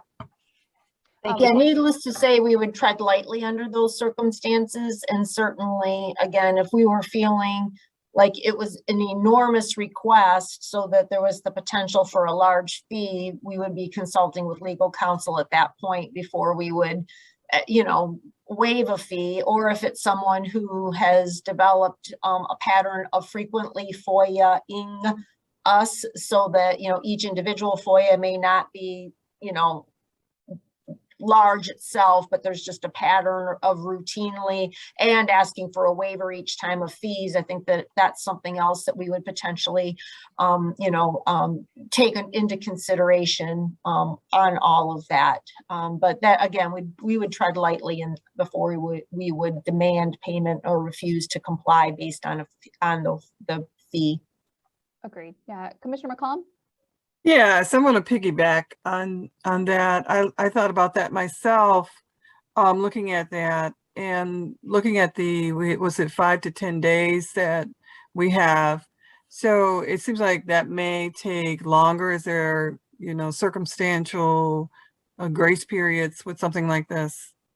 Yeah, so there are different, so the time frame, essentially is that you need to be timely in your response. And if you're trying to kind of work things out with the requester themselves, not every FOIA is going to be resolved within that 5-day period or that 15 working day period. We are shooting to have it, but in those cases where there are special exemptions or they need waivers, that kind of thing, we would work our quickest to do that. The other thing too is that if this is a large FOIA that has a very broad request and we think it's going to be an unreasonably high cost, then we are obligated, if it's over $50, to provide an estimate to that requester and also to require a deposit. Because what the law is trying to prevent is someone putting this super broad request that maybe costs, 100 hours of staff time. Let's be dramatic, 100 hours of staff time, which would be a lot of money. And then they never actually they don't ever pay. And so we do all of this work for this request to be compliant with the law, and then that person never pays for that information. So what the law allows us to do is to require a 50% deposit on what we estimate, our best estimate of what the time will take to produce those records. And then we don't start our process until they have paid their deposit. So if someone has a very large request, and then we say, okay, this is going to cost $5,000, for example, and I'm being dramatic here, but $5,000. So we require you have to pay $2,500 up front, and then we will start that FOIA, we'll start that processing. That whole thing probably will not be resolved within 5 business days. But we need to be responsive as we go through this. We can't just sit on a FOIA that we don't like and just never be responsive because we don't like it. And so there are different kind of rules as you go, but the option is not to just ignore it. I hope that helps. Okay, Commissioner Green? Oh, Commissioner, you're muted. There you go. Do we have the option to deny a request where a requester is obviously abusing the process? That I think it's really tricky really quickly. I would consult with our legal counsel on that, but the general answer is no. If it is a legitimate request for records that we have, we are obligated to produce it. If it is something that is absorbent amount of work, or, you know, they want to search the entire building for every document that we have on a specific subject, or just every document that we've ever produced, for example, then that would be where we get into the charging.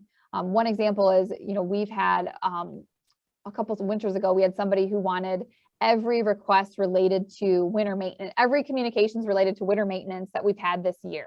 And at that point, it was February, and Jim could attest that is thousands of communications. And so that is the type of request. That person was very angry about a specific thing and was just trying to do like a broad swath, as broad as he could out of anger. And so that's where we reached out to him and we said, hey, you know, that is a really broad request. Is there something specific that we can help you? Because the cost of that may be pretty high. And so, Rod, we would not instantly deny that request. We would have to produce it. If he said, no, here's my deposit, go forward, we would need to produce that. But we do try to like work with the person if it is a very large request. We had another one this year where someone was trying to get information about a culvert, and they asked for every communications related to Pleasant Lake Road in the year. And I did a quick search and it was 20,000 emails that included the word Pleasant Lake Road. And so if he had stuck with that, we would need to produce those, and I would need to go through those, and we'd have to dedicate the staff time to do that and charge for it. But we were able to talk with him and get what he really wanted and be able to produce that.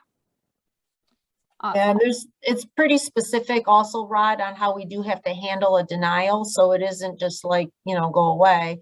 And then there is an appeal process for a denial where they potentially could come to the board or go to court. So I mean, again, those are all things. If the person is seriously, you know, going to pursue this, we think, well, can we handle it administratively, so to speak, and try to at least trim down what that request is to a manageable amount? And again, Dan Troika's helped us craft some emails to be able to do that and do that legitimately under the law, because landing in court over something like this isn't really where we want to go either. Commissioner Barb Fuller? I just refer Commissioner Green on page 5 of the draft procedures and guidelines. There's a section on denied or partially denied requests that may also answer some of your questions. Thanks, Commissioner. Okay, are there any other FOIA related questions? This has been a very good discussion, so I appreciate everybody's questions here. It's been a fun one to wrap our heads around. So Jim, if you would mind going to the next slide. So as I mentioned, the last part of our current efforts is we've been working on documentation. We'll be working on the website once our documentation is set, is really to improve our internal processes. So that SMARSH, we've talked a lot about that today. We're reviewing our record retention policies. Unfortunately for us, the official record retention policy in communications for the Road Commission is pretty broad. So we're trying to interpret that into more what that means for modern communications like emails and text messages and Teams messages. But we are working through all of that internally to make sure, like I've said all along, that we've had our ducks in a row on this specific process. So I think our next steps with FOIA would really be to, if the board is comfortable, to consider the board policy. The FOIA policy would at a future board meeting. And then the procedures and guidelines would not go before the board for a vote, but we wanted you to be aware of them and to be able to provide any questions or comments on those. But really the next step for you all would be to consider the policy at an upcoming board meeting. So Emily, ideally, we would like to bring this policy back in November. So when would you like comments? And obviously the board would be adopting the policy, but certainly if you have comments or questions on the procedures and guidelines, we'd appreciate hearing those as well. Yeah, I think that if there are any comments related to what Cheryl was just talking about, if we can have those by the end of even this week, the October the 22nd, or by the 25th, by Monday the 25th, that would allow us to prepare documents for the board meeting on the 2nd. So let's say October 25th. Thank you. Thank you. Okay, So that is my FOIA spiel. Any other FOIA questions before we switch gears to virtual or to hybrid board meetings? This is what happens when you give the communications person the floor. Okay, so Jim, you can go to the next slide. Okay, so switching gears a bit. So another big project that we've been working on is our board meetings. And this is obviously very important and impacts all of you directly. But Cheryl asked me to put together a couple slides just kind of talking about what board meetings are going to look like when we are starting to go to hybrid. So you can go to the next slide, Jim. So right now we have done board meetings in a couple different ways. We are all very comfortable, at least I think we are, with how things were done pre-pandemic, if we can remember what that was like, where we did, you know, for 101 years, we held completely in-person meetings where the public can come in, provide public comment. The board is sitting there listening to that and conducting their meeting 100% in person. In April of 2020, I know we all remember it sharply. The entire world, it seemed, switched to completely virtual board meetings. So we were allowed per different emergency orders, and then through different county orders, we've been able to meet as a public body 100% virtually since April of 2020. So those first two we know and have gotten somewhat comfortable with. The third is really where we're headed, is a hybrid meeting. And when we talk about hybrid, that means that we will be offering both in-person and virtual participation options for both board members, staff, and for the public itself. And we need to start doing that starting January 4th. So that would be our first meeting of the new year in 2022. You can go to the next slide, Jim. The reason that January 4th is our date is that right now we are able to conduct virtual public body meetings due to the county's state of emergency that they have issued earlier this summer. So they issued that to allow public bodies in Washtenaw County to continue to meet 100% virtually per the updates to the Open Meetings Act through the state legislature. That expires, and we think that that ability, and you know, things could change, and they've changed a lot over the 20 months. So, you know, this is as good as the day I wrote it. But as of right now, that means that we are not allowed to hold 100% virtual meetings starting in the new year. So the state of emergency allows us to do that through the end of 2021. I think there is some talk about adjustments to that, to the state law. We are moving forward with the idea of offering a hybrid meeting starting in January. You can go to the next slide, Jen. So what does that mean for you as board members? So per our bylaws that we updated, what was that, last summer, as a board that you approved last summer, a quorum of 3 commissioners must be present in person during a board meeting once we switch to hybrid meetings. And then up to 2 commissioners can participate virtually as long as their video and audio are displaying and are functioning. So when we go to a hybrid meeting, we could have we would need to have at least 3 commissioners in person, and then we could have up to 2 commissioners participating virtually. You can go to the next slide, Jim. The public, when we go to hybrid meetings, the public will have 2 options as to how they can participate with us as a board. So first, that they can come in person and make public comment during the part of the public comment portion of the agenda. Depending on the COVID situation at the time, room capacity will be limited to the number of people in the room at a time. But they can, a hybrid meetings means that they could come in and speak to you all at the dais there, at the podium there in front of you. The other option in a hybrid meeting is that the public can participate virtually. They could join the meeting virtually and listen in. They can raise their hand, use the raise hand feature to make public comment during the public comment portion of the meeting. Commissioner McCollum. Yes, do we know the number for that room capacity? Do we have an idea? It wouldn't be very many. I don't have an exact number. It would depend on like spacing of chairs and that kind of thing, but I don't think it would be very many during COVID rules. Cheryl, or any other thoughts on? I don't think we have an exact number yet. Okay. Sorry, Jim, you can. I was finding the mute button there quickly. So yes, no, we do not have a firm number on that. but it would not be very many. And I've got a diagram to kind of show that, Joanne, or Commissioner McCollum. Commissioner Yamas? So the public would still be able to attend virtually. Correct. Okay.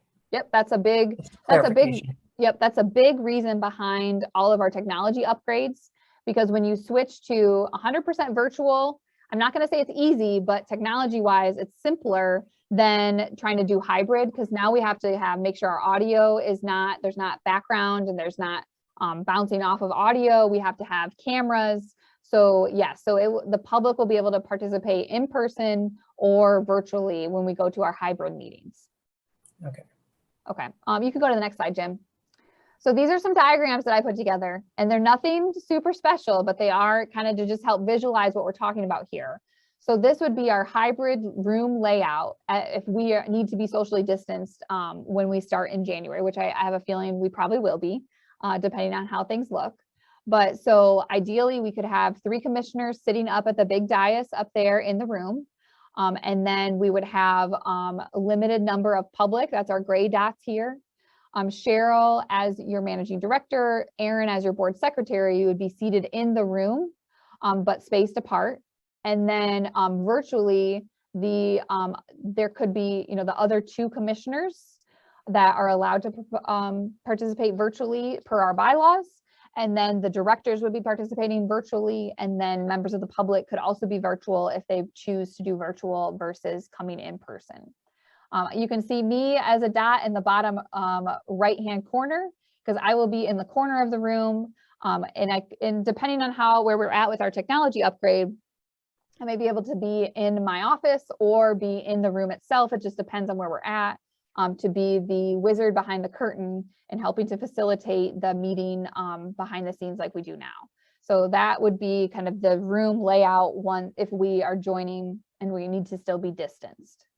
And Emily, if we have more public than that, we certainly have the ability, we have the stickers that we can put in the lobby and then even out the door if necessary, so that we could accommodate more public than this. They would just have to take turns. They would have their 3 minutes for addressing the board, and then we would keep them socially distant and give everybody the ability, or certainly, they could participate should they attempt to come in person. They would have the ability, if they have a phone, to be able to do it through Zoom as well, if they didn't want to wait their turn.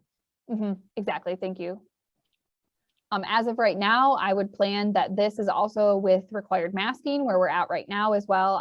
I hope that transmission rates are at a point where we don't need to do that, but I think right now it would be, depending on what our rules are, but it would be required masking.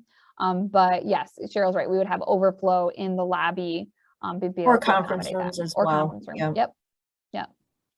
Okay, any questions about this layout?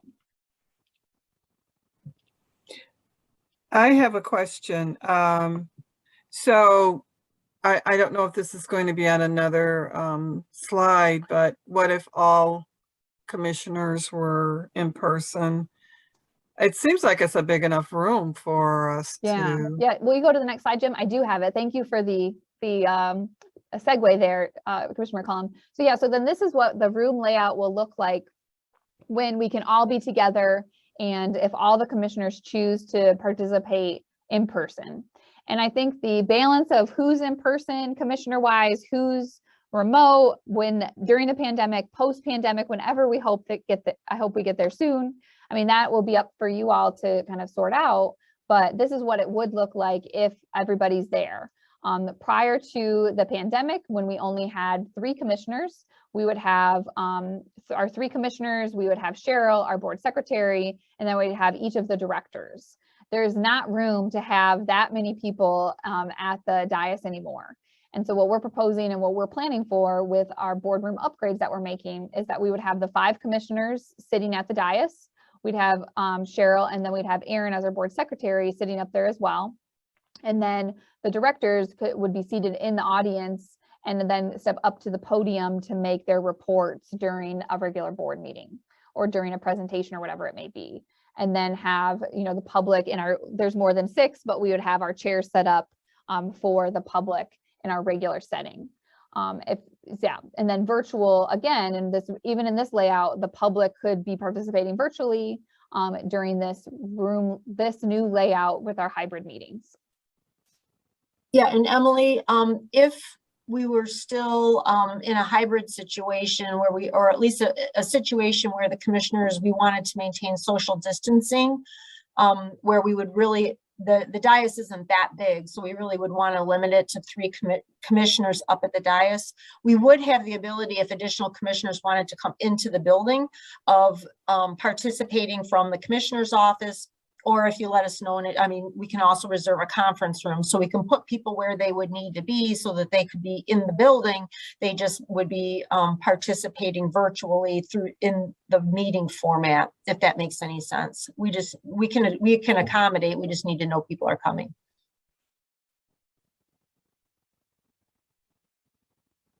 Yeah, thanks, Cheryl. Yep, go ahead, Commissioner Green.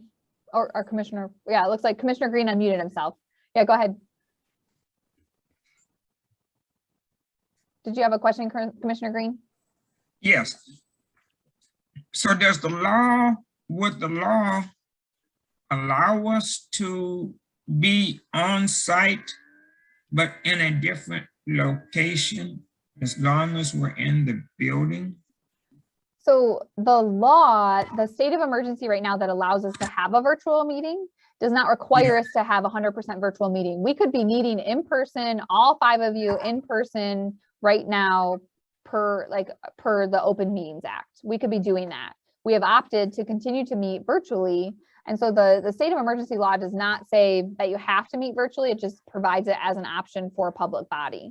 And so the Open Meetings Act, the Open Meetings Act law is one thing, but then there's also our bylaws. So our bylaws have said, if we're doing in-person meetings, 3 commissioners, a quorum, need to be present in person.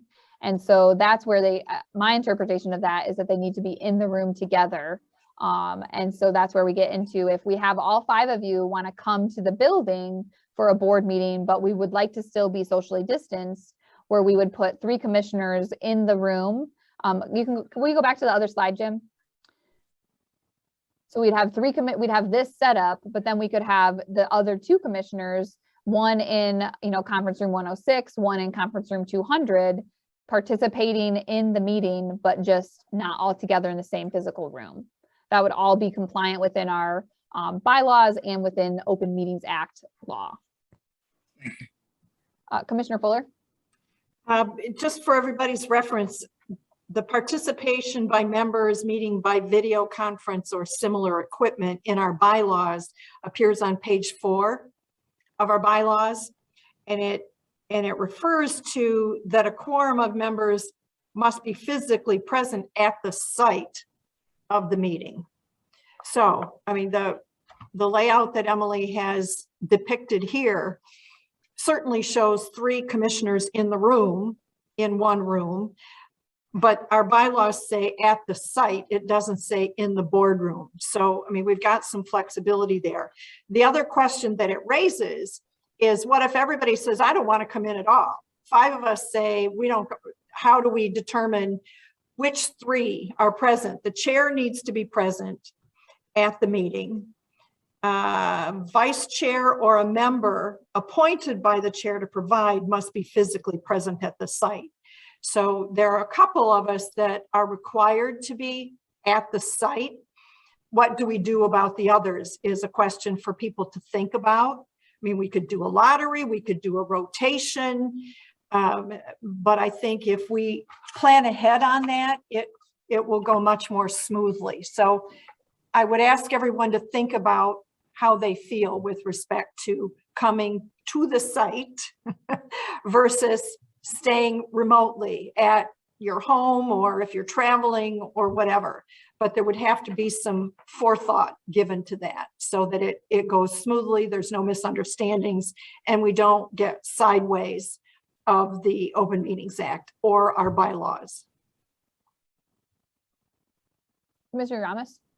So on reading page 4 also, Barb, I kind of felt like there was a little wiggle room that you could be on site, not necessarily in the same room. So I have been thinking about this ahead of time, and I agree with Barb that don't necessarily need to be sitting at the dais. But I guess I have been thinking about that, and my thought that the fairest way to do it is to rotate for those that want to rotate or those that want to come in. So I just want to throw that in there as what I have already thought about. Commissioner McCollum? I agree with Commissioner Yamas that a rotation to me sounds fair.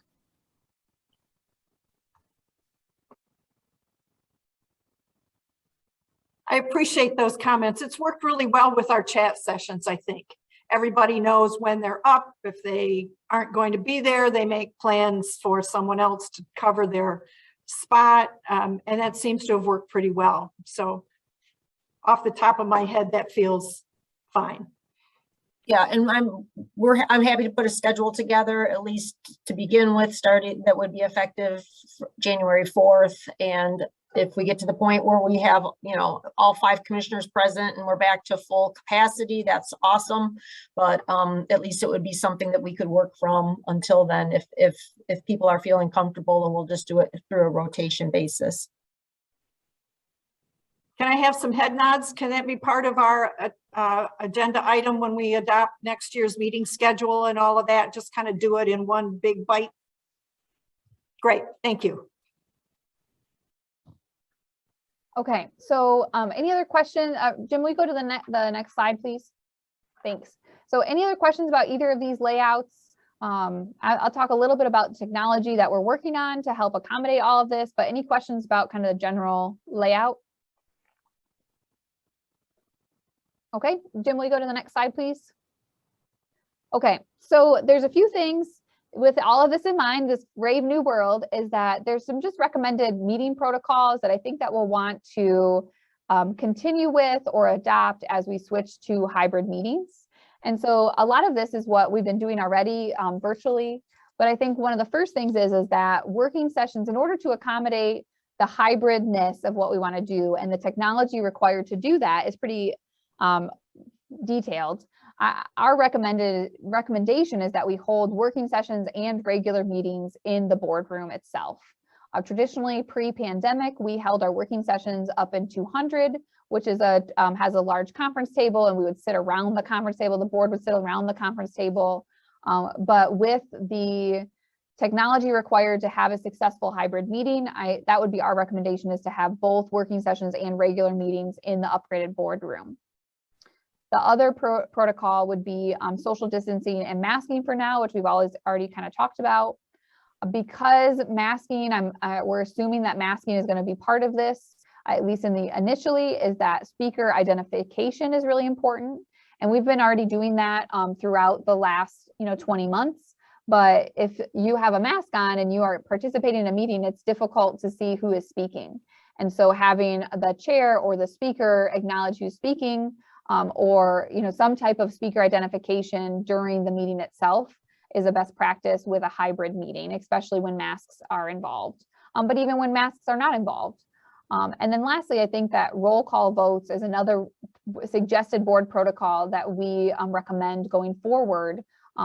When we do, we've been doing roll call votes for the last 20 months, but anytime you're doing a video meeting, it's helpful to have that roll call in there. It's required right now, but we suggest that as a protocol going forward.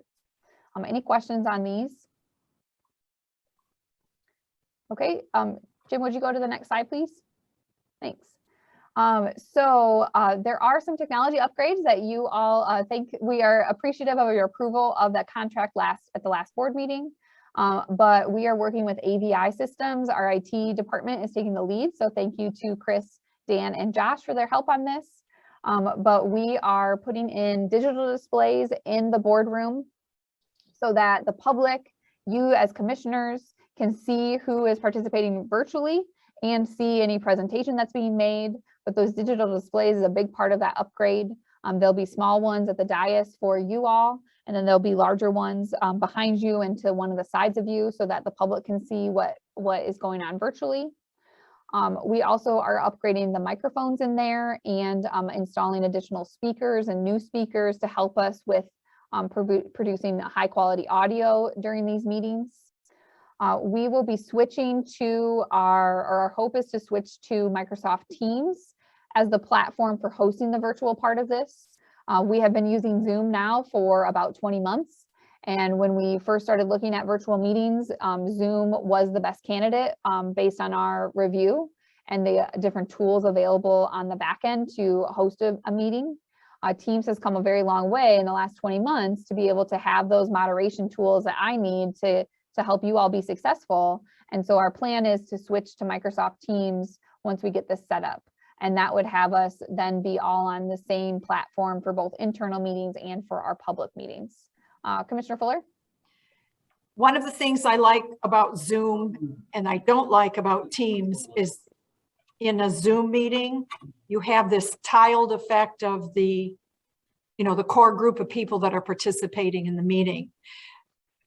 The version of Teams that I've been experiencing, when I tune in to do a check-in with Cheryl in advance to set up the agenda, I see Cheryl on my big screen and I'm a little thumbnail down in the corner. I don't know what it looks like on Teams when you've got 10 people that you want to be able to see.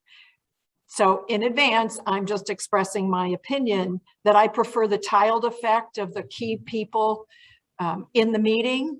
And if Teams doesn't provide that, I would object to going to the Teams format. Understood. And that is something that Teams did not provide initially, but it is something they provide now. And so we can do that. They have, I think it's called large gallery, where you can have up to 50 videos, video feeds on one screen. I don't think we'll have that, but there's definitely, yes, Teams can do that, Commissioner Fuller, and we hear you loud and clear, and we agree. That's how I have mine up. It will depend on how you set it up for yourself, what you see, but what the public will be able to see, what you all will be able to see on your digital displays is going to be that tiled effect. And so the technology that we are going to in the boardroom will be able to accommodate both the Zoom or a Teams meeting. And so that's where we're going to play around, and we're going to do a lot of practicing before we make the ultimate switch to Teams.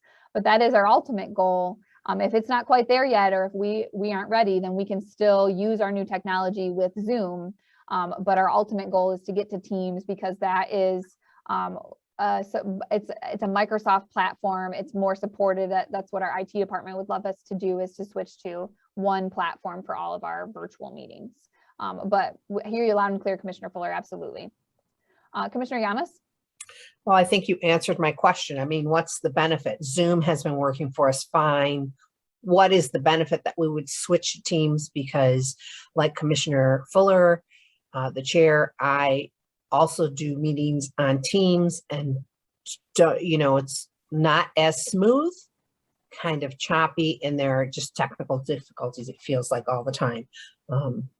This seems to be a lot more professional in the back end. So what is the benefit to us going?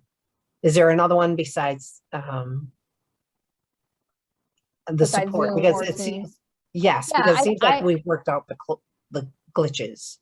Yeah, I think my first thought on that question is a virtual meeting at this point is only as good as the settings that you set up ahead of time. And so a Teams meeting, if it is set up properly, I think can function as well or better than a Zoom meeting, and vice versa. I think a Zoom meeting set up properly can be way better than a Teams meeting that is not set up properly.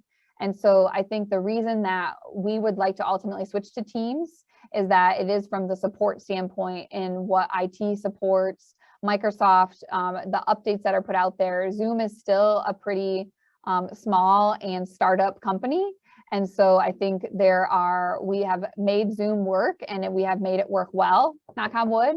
But I think that we are not trying to do this just to have change for the sake of change, but there are real technology answers, and I don't know them all, but there are real reasons behind on the back end of why we'd like to switch to Teams. But you guys all know that we will not do that until we are absolutely prepared to do that and can be as seamless as we've been able to do with Zoom. And so that's something that hopefully we can get to for our first meeting. But if not, we will continue to be on Zoom until we are ready to go to Teams. Yeah, I mean, that's the goal, obviously, is to make one change and one change only. So when we go to the hybrid meeting in January, that everything moves along in one step, and that we've practiced ahead of time. And we're not going to make any changes without having everybody practice to get comfortable with the technology and make sure that it's doing exactly what we want. We've worked very hard to ensure that these meetings are highly professional. We take great pride in that. And the last thing we want to do is to step backwards at this point in time. So if we can get there with teams and we're comfortable doing that, and we've had the ability to have everybody experience it, then we will certainly attempt that. If that's not the case, we will continue with Zoom until teams can provide the type of meeting that we expect to be able to utilize with that tool. Commissioner Fuller? So I will look to Cheryl and your team to schedule or map out what these sessions, practice sessions would look like, and rely on Emily, Chris, and Josh. We'll bring our laptops in so they can set them up properly. We don't have to try and fumble around at home to follow their instructions and get it wrong. But again, it feels like the end of the year is a long ways away, but it's not. So with the holidays intruding, it would be greatly appreciated to get this mapped out. And if it has to be done one by one by one, Barb, when can you come in to do this? Gloria, when can we schedule this? Joanne, when?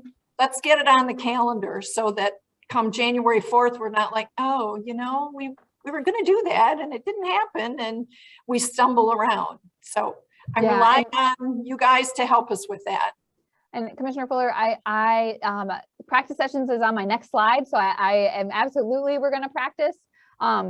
I do want to caveat here is that we entered into our contract with AVI earlier this month.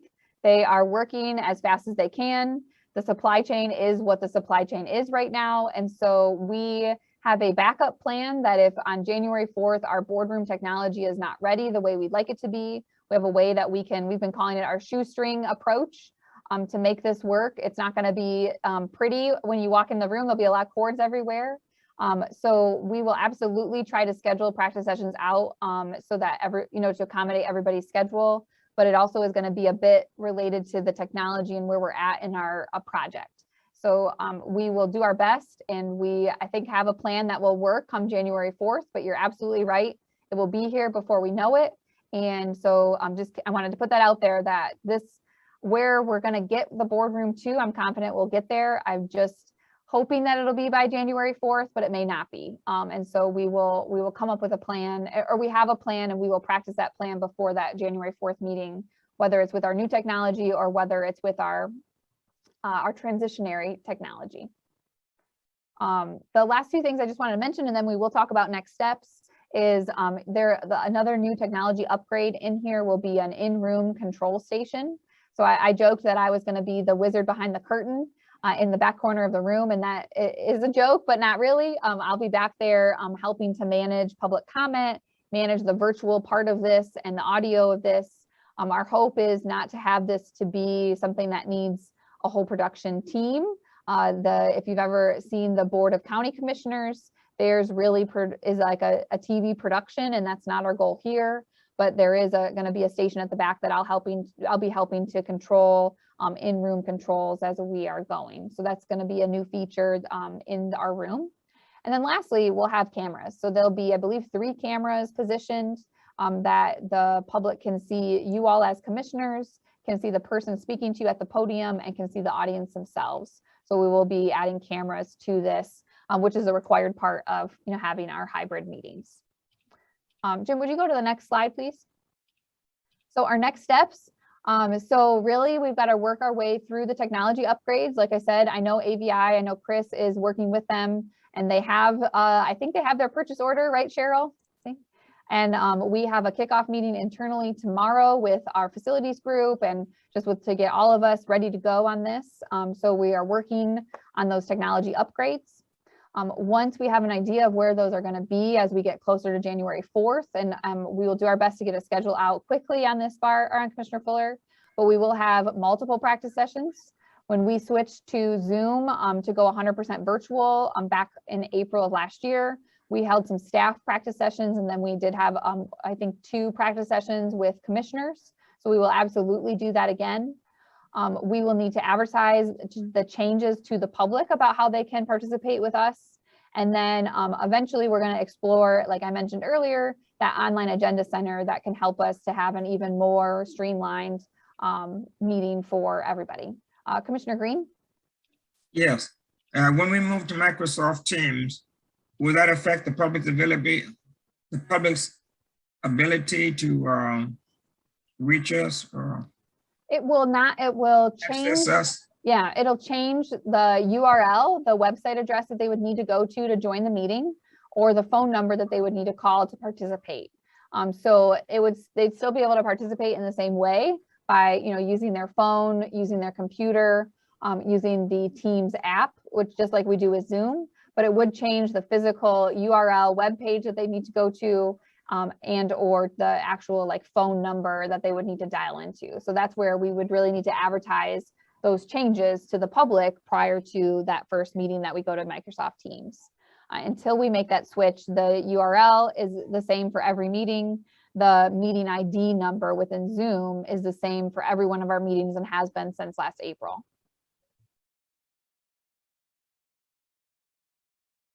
Okay, so I'm on slide 49 of 50. I think my next one just says questions. I appreciate everybody's patience. Are there any other questions out there? I really appreciate your questions here today. We'll have more information to share as we go through this process, but are there any questions right now?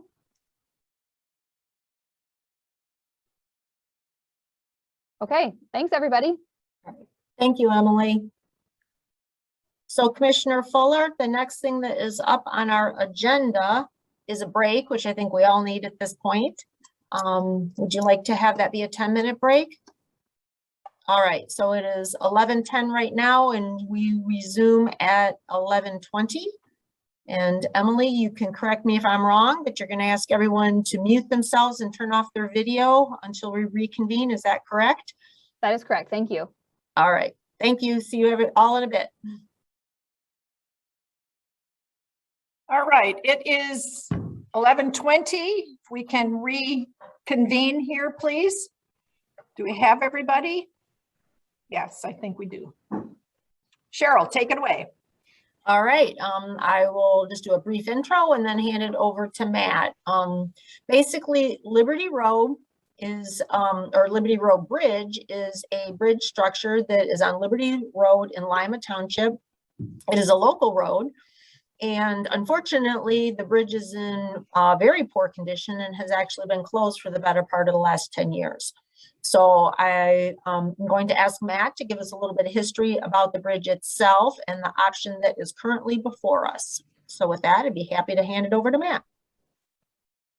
Thank you, Cheryl.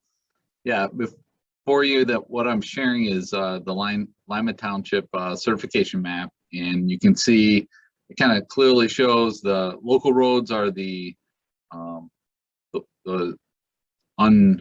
white two lines with the white space in between, and then the black and white is our primary road system. You can also see on here, you see the water course. This is the Mill Creek. You can see the Mill Creek where it crosses Liberty Road between Gunther and Dancer Road. So that's the structure we're talking about here, but you can see the Mill Creek crosses a lot of our local roads, and Mill Creek is a significant water course. So I'm also going to click over on our truck operators map. So the truck operators map, what it shows, generally it will show our bridges or culverts that have weight restrictions, or if there's a closure. So the triangle indicates a closure. That's what we have on Liberty Road. And then you can see there are numerous bridges in the area that are weight restricted and culverts in Lima Township. So we've got a number of water courses where we've got deteriorating infrastructure. And then also I'll just mention that Klinger Road is a local road that actually it was closed, and then the bridge itself fell into the water course, and we had to clean that up. So eventually, if the replacement doesn't happen, the structures will fail. and that will mean a mess to clean up and a safety issue. With that, let's talk about Liberty Road Bridge itself. This is the triangle piece right here, or the triangle symbol once again. Liberty Road Bridge, it's over the Mill Creek. It's structure number 11014, and all of our bridges are registered with a structure number because we're required by law to do biannual inspections. And then if they're in critical conditions, we do yearly inspections. We don't have to do any inspections on this bridge anymore because it is closed. It was originally constructed in 1932. That's a long time ago, that it's been in service a long time. The superstructure was replaced in 1965, so they got a good 30 years out of it. And then after that, we started seeing deterioration, and we had to load restrict it starting in 1999. There was a 30-ton posting, and so on as it goes down. 2006, 20-ton, 2009, 14, 2010, 7, and then eventually in 2011, the structure had to be closed. As you are aware, I'm sure, bridge funding is one that we struggle with in Michigan and in our nation, particularly local bridges on local systems. We did apply for bridge funding in 2014, 16, 18, and 2020, but we were not successful. This doesn't carry a lot of traffic. There are alternative routes. The bridge has been closed for over 10 years. So I don't see us getting funding for state or federal funds for this bridge replacement. What we Matt, have, just speaking very briefly to the fact that with the bridge funding applications with a closed structure, sometimes we do this in order to keep the bridge on the national bridge inventory and potentially eligible for federal dollars, which was the strategy here. So it's not necessarily signifying that it's the most important bridge that we have within the county, but that we're just trying to keep it eligible for federal funding should it become available.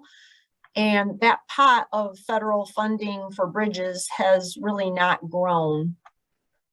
that's correct. It's very, very limited. Yes, it may be eligible because it is on the National Bridge Inventory, the NBI, but the likelihood of it getting funded is 0. Commissioner McCollum, you had a question? Yes, I wanted to know, have we had the opportunity to get some feedback from the public as far as this bridge? You know, they've been wanting it fixed, or it doesn't matter, or? Certainly there are folks in the township that have a desire to see it fixed.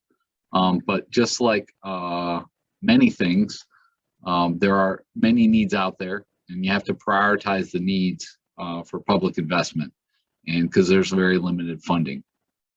I'll go ahead and share a few pictures just so that we get a sense of it. So here you can see the pictures. Thank you. You can see the road is closed. We do have barricades and guardrail and appropriate signing. You can also see Mother Nature is retaking the area. This is the back side of the other side. You know, a lot of vegetation growth. The structure itself has a timber deck.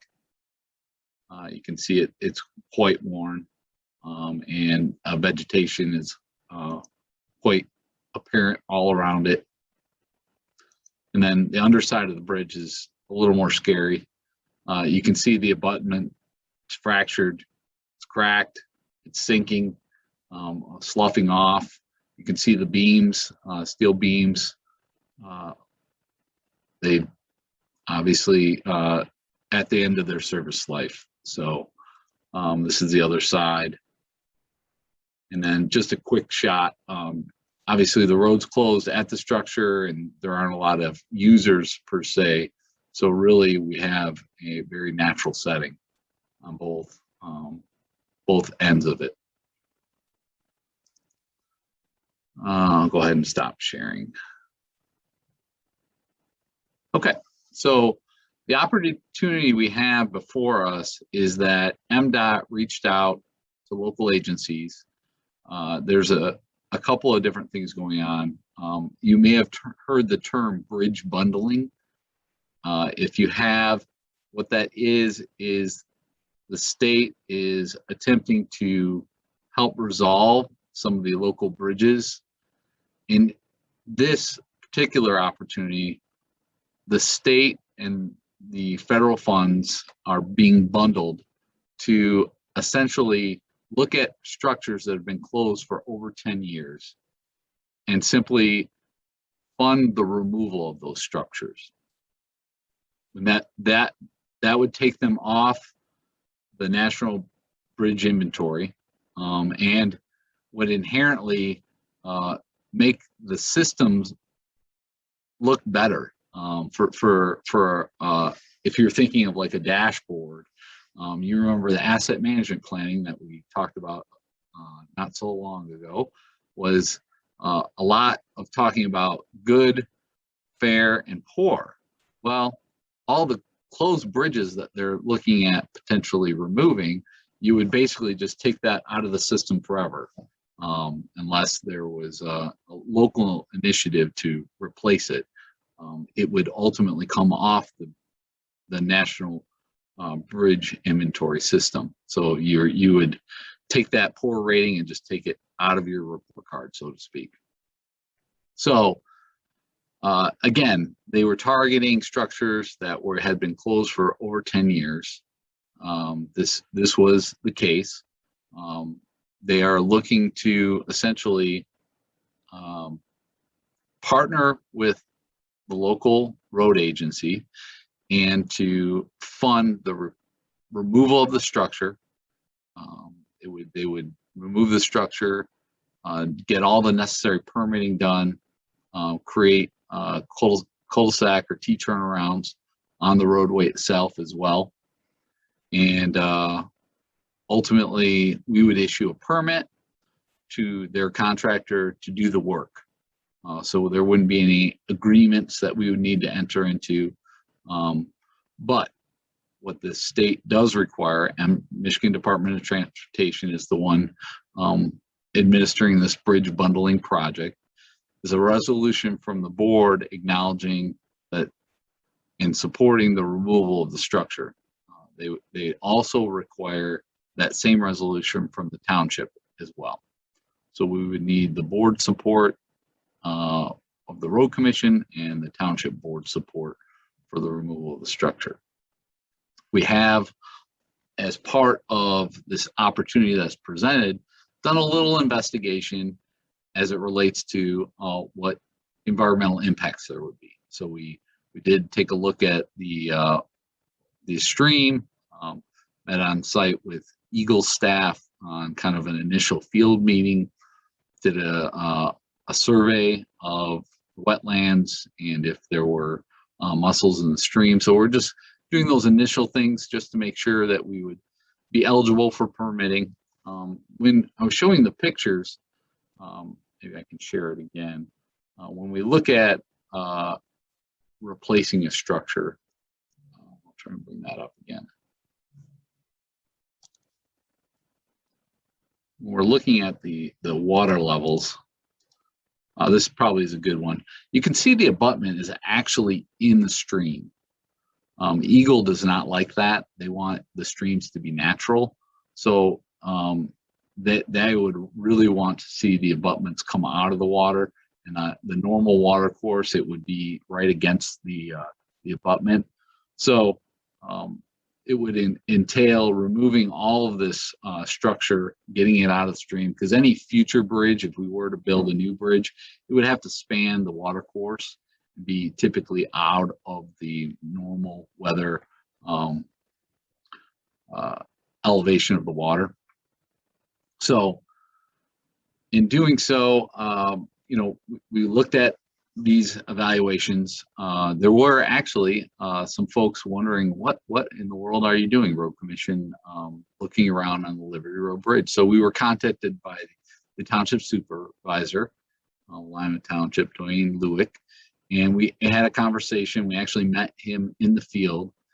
He has a strong desire to work towards replacing the bridge.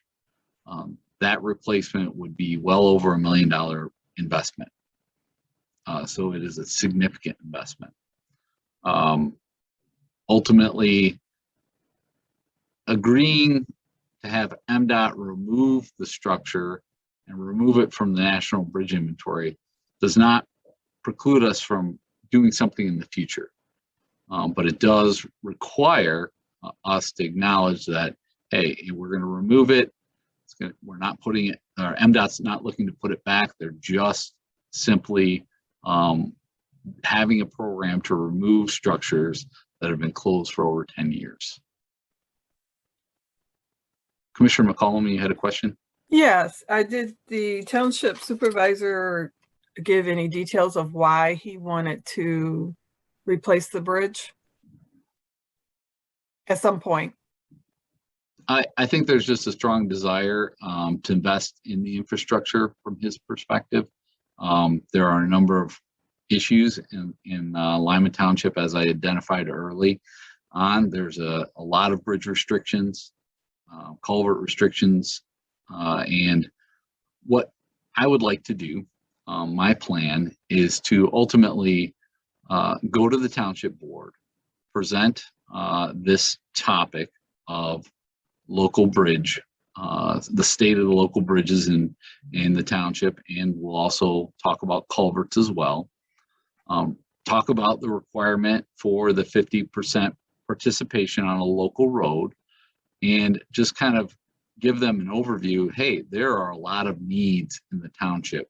This bridge has been closed for over 10 years. We've got existing open roads right now with restrictions, and it's going to follow the path of Liberty Road. Eventually, these structures will fail to the point of we needing to close them as a public safety issue. And then there's going to be more investment required if we are to keep the roads that are currently open to public travel. Commissioner Green? Sure. That kind of answered my question a bit. First of all, is the bridge a safety issue? And second, does removing the bridge also remove our liability? Yes. Like I said at the start of the presentation, we had Klinger Road Bridge, which was closed, similar to Liberty Road, had been closed for a number of years. It actually fell into the watercourse. It does present a safety issue. How we found out about the bridge falling into the watercourse was that, as you can imagine, people will go around the barricades, whether they're either running, walking, or biking, and they're using these facilities. That does present a liability, especially if there were a case where they were using it and the bridge were to have that catastrophic failure. It could result in injury. So these are liabilities that are out there. We have signed them appropriately, but it is up to the public to adhere to that signing. The surest way to reduce liability is to remove the structure. Yeah, and like we were talking about earlier, at the end of the day, unfortunately, like other pots of money, bridge funding hasn't been, growing and growing and growing. It's a very limited pot of money. We apply each year for bridge funding throughout our entire system, both on the local and on the primary road system. But it is very limited. In fact, it's so limited that Nate Murphy, who is our bridge engineer and currently sits on the regional bridge council, shared with us that the state is, before we were able to apply for put five applications in each year. Now we'll only be allowed to put 4 applications in each year. And there's just way more needs than there is funding available and that can be for preventative maintenance, which obviously, and repairs, which is obviously not the case here, or replacement. Just, ballpark estimate is this project is going to be easily $1 million project if we were to do a replacement. It's a local road. So at a minimum, we need 50% from the township. So again, not to mention if we were to try to come up with our 50%, that's a big hit for our budget, and we're significantly larger than Lima Township is. So we understand that certainly the desire for a replacement, there's a lot of things that we too would like to do. But the financial reality is that the state has picked this bridge as an opportunity for all the reasons Matt described earlier for to be funded from someone other than the road commission or the township for removal. It doesn't preclude in the future that if we all decide to move forward with that $1 million project, but we think that right now it is a good option to limit our liability, to limit any potential exposure, and to allow those very finite amount of resources to be focused elsewhere. Commissioner Fuller, you have your hand up? Yes.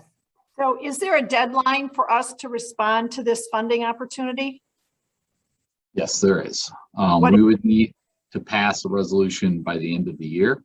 So after this working session, I just wanted to get the board's feedback, but my plan is to reach out to Lima Township to schedule to attend one of their board meetings and present the subject, and to make the request to ultimately pass a resolution supporting the removal of the structure. I think I'll go ahead and share my screen again. The challenge we have in funding these local bridge projects, there are significant dollars to invest. You can see it's the Mill Creek is the watercourse where a lot of our bridge or culvert restrictions or closures are. And like I said, in order to get a permit for a new structure, you're going to have to span the watercourse. It's a significant watercourse. So if you look at the needs out there and we just ballpark, hey, each one of these bridges is going to be $1 million. We got $1, 2, 3, 4, $5 million on a watercourse there in Lima Township on local roads. That's huge. And that's the broad perspective we need to take, and to understand, hey, there is going to be no manna falling from the sky. All this discussion of infrastructure will not result in more funding for local roads, unfortunately. I think a lot of the funding is going to be geared towards our federal aid eligible system. I don't think it will solve our local road, particularly bridges. I don't see that funding becoming available whereby we're going to stand by. We're going to be able to replace all these bridges based on a federal legislation. I just don't see that happening. So we need to be realistic and have a very candid conversation with our township partners. So I would suggest that, and I don't know when Lima Township, when their board meets, it's not in the county's directory, and I only have one screen, so I'm not going to pull it up right now. But I would suggest that the road commission, you draft a resolution for them, not rely on them to put the text of that together, and submit it to them as you've done for us, approve or deny, leave that open to them. But I definitely believe there needs to be, and I'm glad to hear that it's a requirement that we have a township resolution on this point. What happens if the township declines to take action on a resolution? We would not be eligible. But we would still be liable. Correct. Well, I don't like that. but I guess it's not there to please me. Right, we are so- the responsible parties for the public roadways and bridges. Okay. And, So I get that's my suggestion, that as soon as possible to get on that township's agenda and provide them with the resolution and the backup. So there's none of this, oh, well, we need this or we need that. And the next thing you know, it's Thanksgiving. And the next thing you know, it's Christmas and we've missed the window. So having said that, that's all I have to say. any other questions on the topic? Commissioner Smith? We have no legal recourse, right? I mean, it takes the township and us, and we pass our resolution to approve it, and they don't pass theirs. Like Barb asked, and she asked what I was wondering, we're still liable, regardless of our efforts to attempt to move forward and remove the bridge. That's correct. So no, okay, so no legal recourse for us. Ultimately, we could elect to locally fund the removal of the bridge. If we felt inclined, we could pay for the removal. This is just an opportunity that MDOT has extended to the road commission to participate and get it paid for to remove the structure. And certainly we're supportive of that, but we need the support of the township. Thank you. So it's 100% funded? Yes, no match required. In fact, the only thing that's required is we issue a permit. Thank you. Commissioner Green? Does the township also share in liability if somebody gets hurt? Or is it solely on us? I would be surprised if the township would be liable for that. I believe that would be our responsibility. Okay.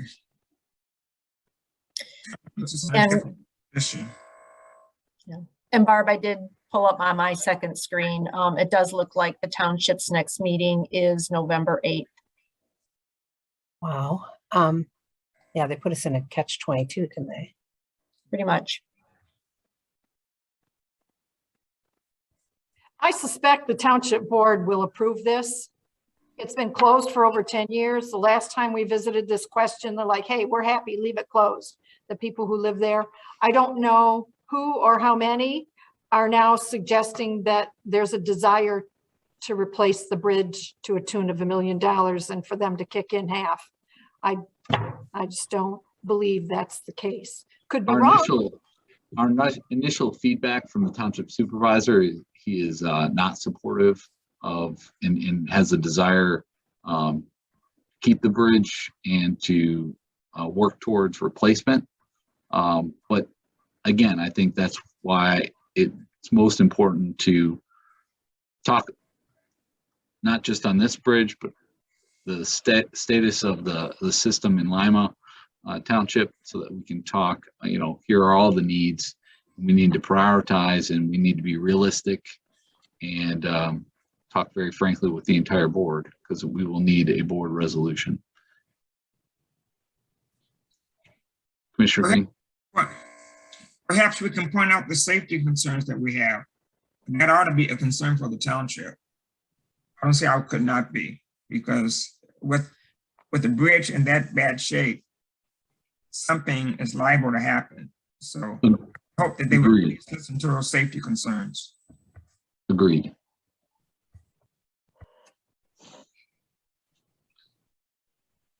Well, that's all I had. I'll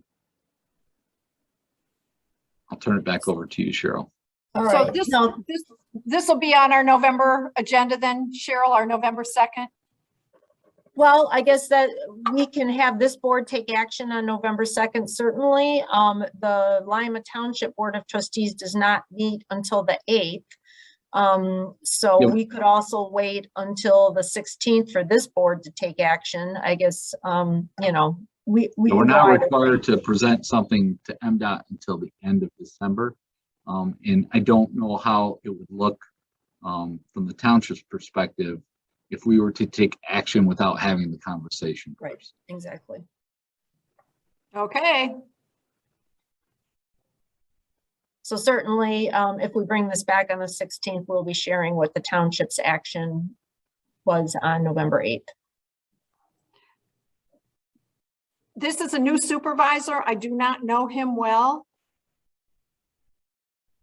If he decides he's not going to put this on his November 8th agenda, which is a possibility, there needs to be a strategy for that, is all I'm saying. So- Yeah, we are going to for sure have the conversation, make the request, and then if we are denied that request, we will certainly submit something in writing to the entire board so that they're aware of the situation. Okay, Right, and we can speak under public comment for sure. That's different than obviously expecting them to take action on something that evening. But we could speak under public comment on November 8th and then certainly yet again request action on behalf of that board on December 13th, which would be, of course, pushing us as far as the time frame goes.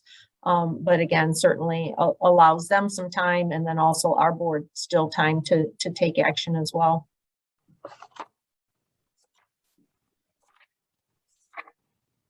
because our last meeting is on December 21st, Correct.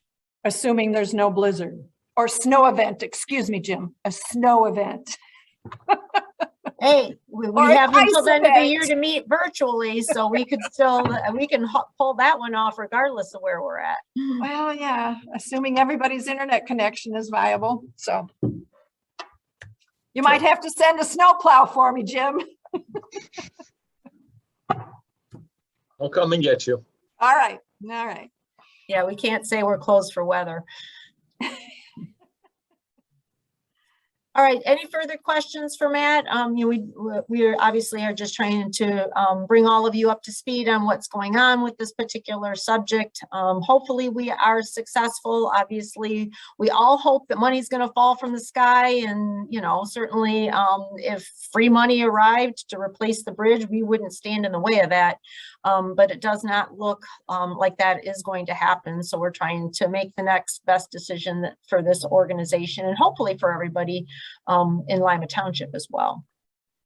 Well, and if money falls from the sky, there were 4 other bridges that could use a little help. So it's not like we're out of things to do. Correct. We have a lot of needs, just like Lima Township, just Right. times 20. Right. Okay, All right. Well, that's all staff has to share this morning. okay. If there is nothing else from anyone, I'd entertain a motion to adjourn. Madam Chair, I motion that we adjourn. Second. Thank you. Moved and seconded. Emily, are you still here to do a roll call? I am. All right, Com- please. Commissioner Joanne McCollum, Yes. Commissioner Rod Green, Yes. Commissioner Doug Fuller, you'll have to unmute yourself, Commissioner Fuller.